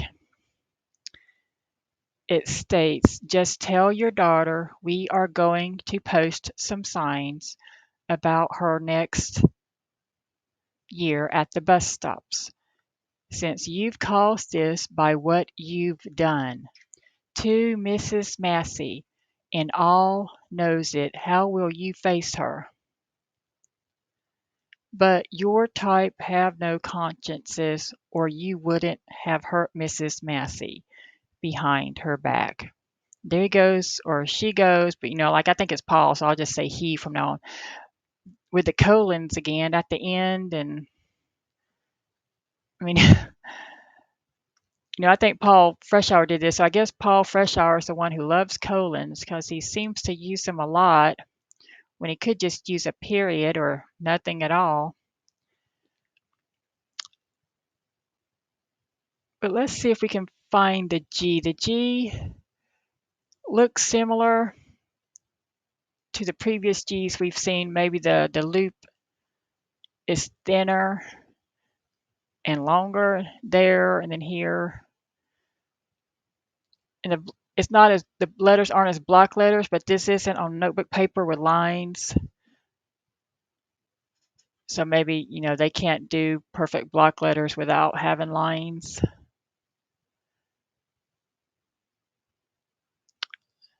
And again, the Y, it looks like, a U on a stick. Some people handwrite a Y with like a V on a stick, and this looks like a U, like in some of the other letters of the Circleville writers. Trying to see if there's anything else that stands out. To me, they misspelled consciences, or they added an S when they didn't need to, I guess. But your type have no consciences. I think conscience would have been fine without the S. I guess they spelled it right, Conscience. You wouldn't have hurt Mrs. Massey behind her back. So on this Christmas card that the letter writer sent to Mary is threatening to put up signs about her daughter. So that the letter writer was obsessed with Mary, with Massey, and with Mary's daughter, it seems, in the beginning. Of course, the letters, expand and go to other people and talk about other people, but the ones to Mary seems to be a lot about her daughter. This is an actual letter written by Paul Freshour, meaning it's not a Circleville letter that I believe was written by Paul Freshour. But anyway, it's not a Circleville letter that was sent. This is an actual writing sample, and they got this from his workplace in his work file. And it says at the top, December 19th, 1974. I believe that's 74, unless it's a 9 and the 9 is cut off. It could be 79. But I think it's December 19th of 1974 that he wrote this letter, I guess, to his boss or one of his bosses at the place where he worked. He worked for Anheuser-Busch Company in Columbus, Ohio. And it says, from Paul L. Freshour, POC Vacation Relief Foreman. Mr. Vince Vaccaro. Vince, would you please review the attached with Dan Fox? I acted as the POC vacation foreman this year so that the 4-day on and 4-day off schedule could work without the hiring of another foreman. Due to there being two different types of work schedules in the lab, the 4 and 4 plus the regular 8-hour schedule, I lost 13 days without pay. I talked to Mr. Fox at the start of the year concerning the schedule, and he told me, that I would get paid as bank days. I would like this confirmed before Mr. Fox leaves. I also went over the schedule with Amit Ursley and Larry Mullen or Mullica. They suggested that I talk to Dan about it, in which I did. Attached is my schedule. The dark areas indicate my days off while working. The 4+4 schedule, the letters indicate the days worked. I am on first shift, but if needed, will be glad to come in and go over the schedule with you. I am requesting 13 bank days for 1979. Okay, so that is a 9. So that's not 74, that's 79. So this is a sample from his job, December 19th of 79.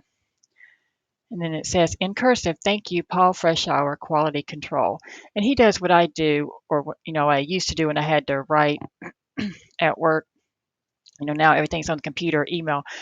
But like I would write in print because I have sloppy cursive handwriting. So I'd write things in print, but then of course sign in cursive.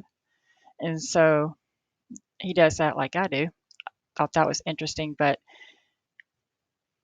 apparently he was a quality control foreman. And this is a real sample of his writing from work. Just one sample of his actual writing style from work.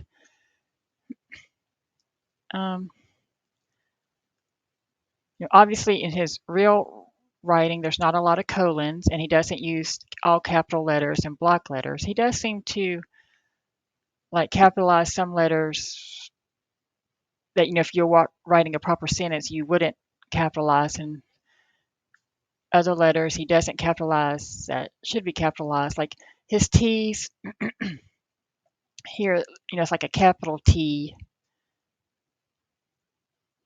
because it, doesn't have a line on top of that part. So it's like a capital T, like right there, it looks like a capital T. As the foreman has a capital F, but maybe that's just how they capitalize the foreman job title out of respect or whatever. Um, let's see. And again, the T looks like a capital T in all of his words. He used a capital T, even if it doesn't need to be capitalized. I mean, it just looks like a capital T.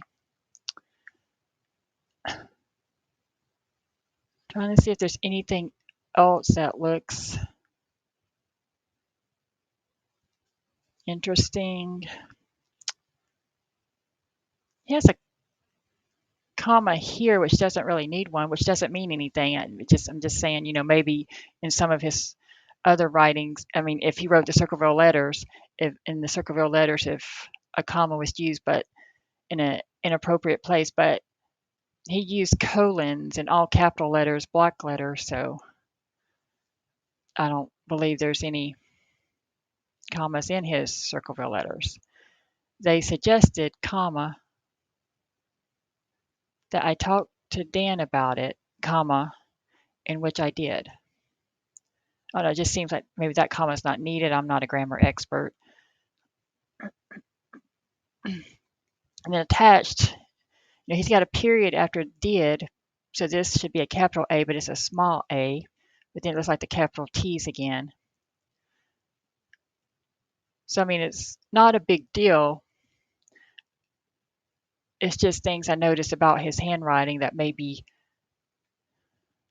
could be noticed in his Circleville letter writings if he is, in fact, the person who wrote them. Like, I personally think he did. Dark areas indicate my days off, comma, while working the 4+4 schedule. So he seems to like to use commas where they're not necessarily needed. So maybe in his Circleville letters, he used colons where they're not necessarily needed because that's just his writing style. It would be interesting if he purposely used a lot of colons to throw people off, because if you're going to, don't want people to be able to identify your handwriting, you would, if you're smart, you'd try to do something, not just write slowly and deliberately to make sure you didn't leave any trace or hints of your actual handwriting, but you would, maybe think of something, if you're smart, of how to disguise it even more. And maybe using lots of colons was his way of doing that. So anyway, this is just one sample of Paul Freshour's actual handwriting. And this is from his place of employment. I guess I got this out of his employee file. This is a document from the investigative file about the attempted murder case against Paul Freshour. And this is from the BCI. I believe it's the Bureau of, I don't know, criminal investigation or something in Ohio. Here, there it is, Bureau of Criminal Identification and Investigation. So that's the BCI in Ohio. And this is the Office of the Attorney General, State of Ohio, Anthony J. Celebrezzi, Jr., Attorney General. And it says confidential polygraph examination report. Excuse me. To Sheriff Dwight Radcliffe, Pickaway County Sheriff's Office, Circleville, Ohio, 43113. Exam date February 25th, 83. It gives a case number and it says examination place BCI London. I guess that means London, Ohio. Person examined Paul Freshour, white male, 40 years old. So Paul was 40 at the time of this. It says character of case, attempted murder, February 7th, 1983. And anonymous letters past 6 years. Pre-test information. Paul Freshour denied that he had placed his gun in the box found on the 5 Points Scioto Darby Road, nor had he placed the box on a fence post at that location. He denied having undisclosed knowledge of that incident. He further denied that he had written or sent any of the anonymous letters in question, nor did he have undisclosed knowledge with regard to the letters in question. As requested by the above authority, The persons named above were examined on the polygraph, an instrument which records on continuous charts the physiological reactions to questions or other stimuli used during the tests. The examiner opinionated the truth or deception, excuse me, from analyzing the nature of the recorded reactions resulting from questions of relevancy compared with irrelevant questions, controls, or other technique. As a result of testing these persons, the examiner found significant reactions to Freshour's denials pertaining to both the gun issue and anonymous letters were recorded on his charts. These reactions indicated that he was not telling the truth about these matters. When re-interviewed, Freshour told Sheriff Radcliffe that he had written about 40 or 50 of the letters in question, but denied involvement or undisclosed knowledge of the gun incident. So this is another document that made me think Paul Freshour was guilty, not because he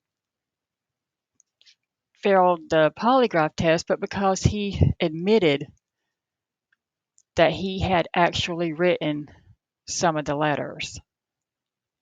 Because, he didn't mind admitting to the letters, but he did not want to go down for attempted murder. So he denied the gun incident all the way. But he did finally admit to writing some of the letters. But he only said about 40 or 50 of the letters. I don't know how many letters had been sent at this time. So this was 1983 in February on the 25th that he took the polygraph, and it was February 7th that the incident with the gun booby trap contraption happened. So he failed the polygraph, and if polygraph tests mean something to you, then this is a significant thing. But if you think polygraphs are garbage, then it doesn't mean anything. But what stands out to me is that he admitted to writing some of the letters. And I don't care if he admitted to writing one letter or 1,000 letters. The fact that he admitted that he was involved in this points to his guilt for me.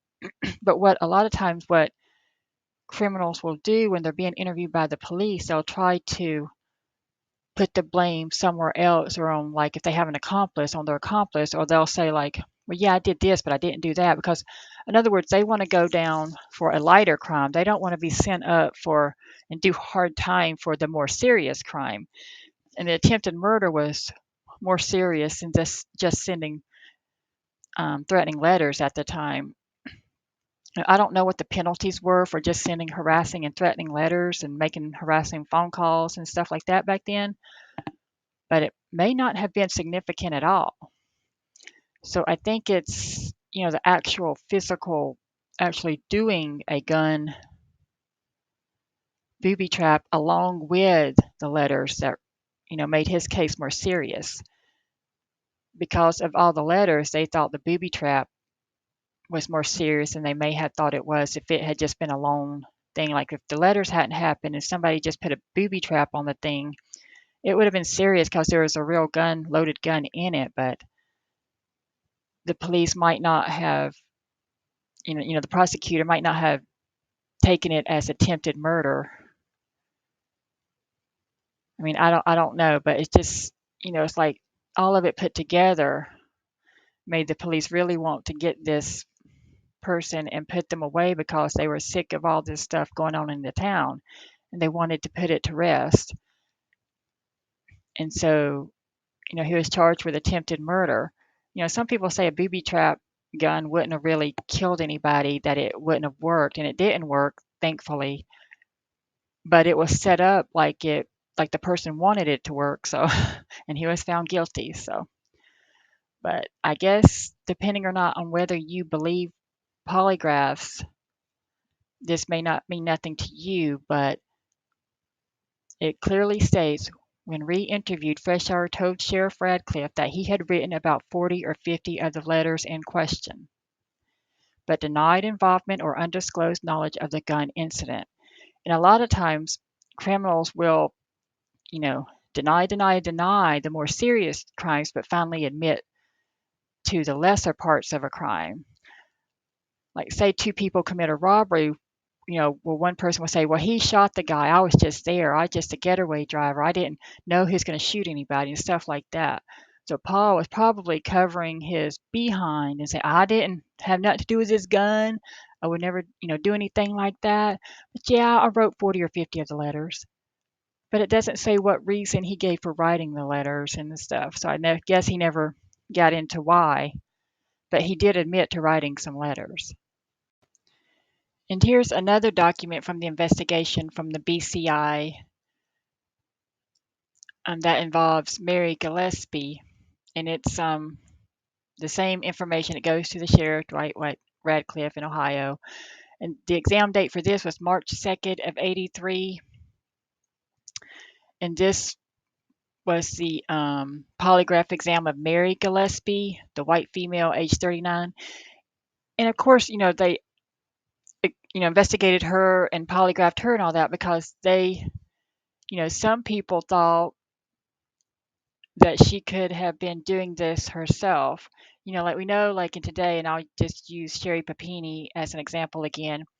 People do all kinds of crazy, nutty stuff for attention or for whatever reasons. So maybe, the police were smart enough to think, well, maybe this lady did all this. She's cheating on her husband with the school administrator. And so she did all this, or maybe she wanted to get with the school administrator. So she did all this to create an environment where she would have the chance to meet up, have something to talk with him about, to be near him, to start an affair with him.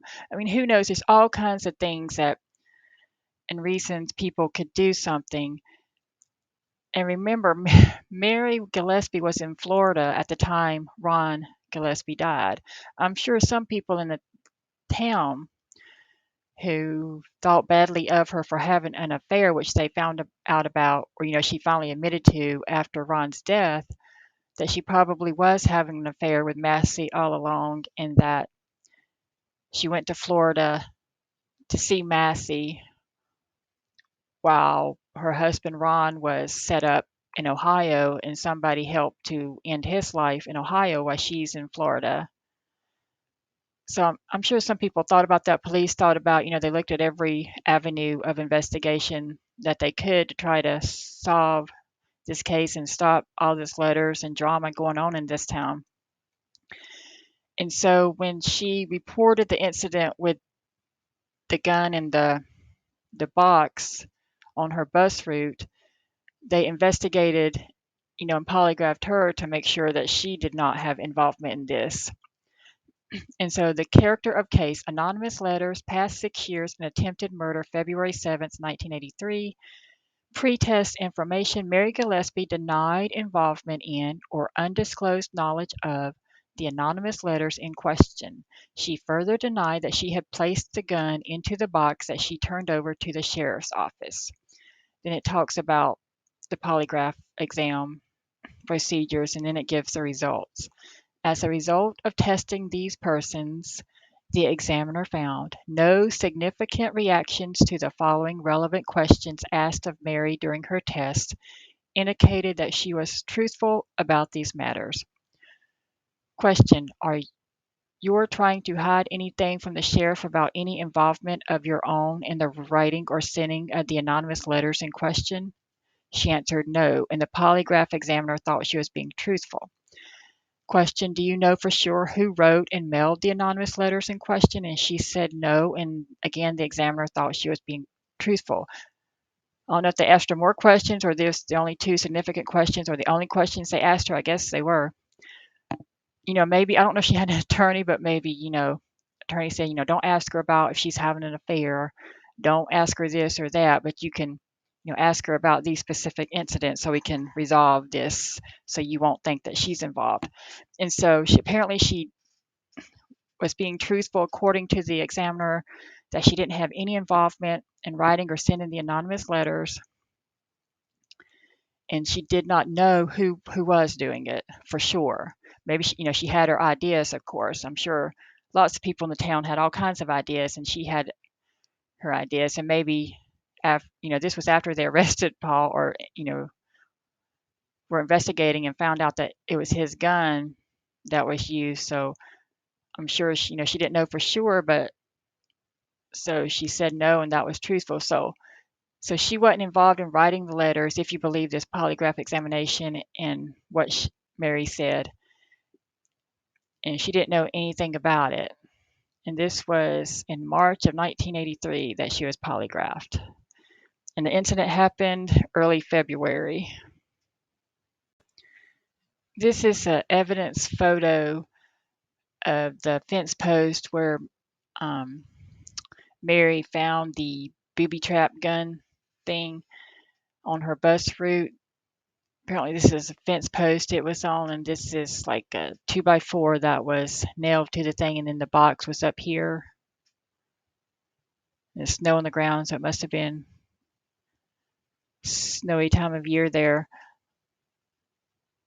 But this is where the booby trap was found, and it was apparently very easily visible to her on her bus route, and the person who put it there meant for her to see it. This is an evidence photo of the booby trap that Mary found. This photo was used at the trial of Paul Freshour in 1983. So you can see the gun here, see the string around the trigger, and it goes in the box. It's kind of an elaborate booby trap. Not just anybody would know how to rig something up like this, I would think. And also, I don't mean to sound sexist, but to me, this is something like a man would do and not a female necessarily. It's just, I know you can't always say for sure if male, female, whatever, but, just trying to think about it. Say you're trying to come up with suspects, you might lean more toward a man doing this than a woman. Although some of the letters you would think that, oh, that's written by a woman, not a man, but for somebody rigging this up and putting it on the fence post like that, I would be more inclined to think it was a man. But of course, that's not evidence. What the sex I think they are. You need evidence to prove whoever did it, whatever sex they were. But in my opinion, this looks like something a man would do rather than a female. This is another evidence photo of the booby trap, where you can see the gun sitting inside the box, and how the rope goes from the trigger and then out the hole in the back of the box. It's attached to the 2x4 and then attached to the fence post on Mary's bus route. This is an illustration, I guess, done by a local newspaper at the time. I think it's called the Dispatch. Let me see if I can. Oh, yeah, the Columbus Dispatch, published at the Columbus Dispatch March 3rd, 1983. And it shows a picture of Paul Freshour above is accused of trying to kill his sister-in-law with a booby trap sign illustrated at left. And so what they're trying to show is how the setup was. Here was the sign that had, the derogatory statements on it for Mary to see, and it had like an opening, and apparently it was rigged up, I believe, for when she tore the sign down, and I guess the person who put it up knew that she would tear the sign down or try to tear it down as soon as she saw it. The gun was supposed to go off and shoot her. So apparently, just when she tore the sign down, then the gun would go off and shoot her, I guess, in the chest or face, or however, wherever her body was at the time she pulled it down. It would hit center mass, I guess, depending on her height and the height of this box on this fence post. But it was rigged up pretty good. So there's the gun, and then the rope went down to that. So it's pretty an elaborate setup. Somebody knew what they were doing or knew what they were trying to do. This is another picture of Paul Freshour. This is from 1983. This picture was taken in a mental institution. I guess he went there. I don't know if it was before his trial or after his trial, but this is a picture where the media was allowed to take a picture of him, and that he, cooperated with the media and allowed them to come and interview him and all that. Paul Freshour never seemed to shy away from the media or from interviewers. He seemed always willing to have his picture taken and to do an interview, be on TV, and all that stuff. But this is him sitting, I guess, in his room at a mental institution that he stayed at for a bit, either before, during, or after his trial. I'm not sure when. This is Paul Freshour's obituary that some people might find interesting. It says Paul L. Freshour, age 70, of Grove City, died Thursday, June 28, 2012, at Mount Carmel Medical Center. Paul was a veteran of the U.S. Army. He was a graduate of Franklin University and received a master's degree from Central Michigan University. Paul is preceded in death by his son Mark, parents Paul and Helen, and sister Ruth Seymour. He is survived by his daughters Dawn and Sina Freshour, siblings Betty Hayes, Gabriel, James and Patty, and Ronald Freshour, and Millie and Rick Russell, as well as many grandchildren, great-grandchildren, other relatives, and friends. Services are private with arrangements by Schrodinger Linden Memorial Chapel. Something that I thought was interesting about his obituary is that obviously he had a lot of siblings. It said one sister preceded him in death, and then he is survived by his other siblings, including Betty, Gabriel, James, Ronald, Millie. So it seems like he had like at least, was it 6 siblings? Betty, Gabriel, James, Ronald, Millie, and Ruth. So maybe he came from a family of 7 kids. So, that's a big family. So maybe he didn't get enough attention when he was a child. So when he grew up, he needed to find ways to get lots and lots of attention. That doesn't mean anything. That's not evidence. I'm just speculating on why he would do this if he did do this. But that's his obituary. And then this right here, and I'm not going to read all of this, but I will link it down below of the video. When Paul Freshour was released from prison after 10 and a half years, he wrote a letter to the FBI trying to get them, or saying that he wanted them to investigate all this and find out who really did what in this case. This is his letter, and then he attached lots of stuff to it. So I will link this. It's a lot of stuff to go through. I've been through some of it, but I'm just going to read the first page of it. It says, Washington, D.C., Dear FBI, I am asking that you get involved in my former brother-in-law's murder because I believe it was a murder and covered up by the sheriff of Pickaway County here in the state of Ohio. Please review the following exhibits, especially where they are highlighted. Please see exhibits, and then he lists off the different letters of the exhibits. This confirms something is wrong. I realize the FBI is busy. However, if someone would just take a few minutes to read and confirm the enclosed, you will learn something is not right for yourself. The sheriff is Dwight Radcliffe, Pickaway County, Circleville, Ohio, 43113. I was sent to prison because a series of obscene and threatening letters that had the country in panic, or the county in panic, the county. I did 10 and a half years, and the letters continued undisturbed and uninterrupted just as always. I believe a majority of the obscene, threatening, and dangerous letters were true. I am asking that the obscene and threatening letters also be investigated and cleared up completely. Sincerely, Paul L. Freshour, and it gives his address. They marked it out. Then over here, it gives Ronald's name and marks it out and says that he is his former brother-in-law.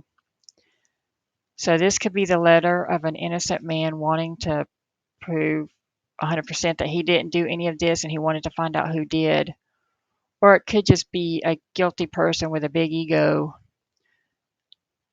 who was able to have the letters continue while he was in prison, so he thought that would be a good way to totally clear up his name. But it did, and the FBI never took up this case that I know of.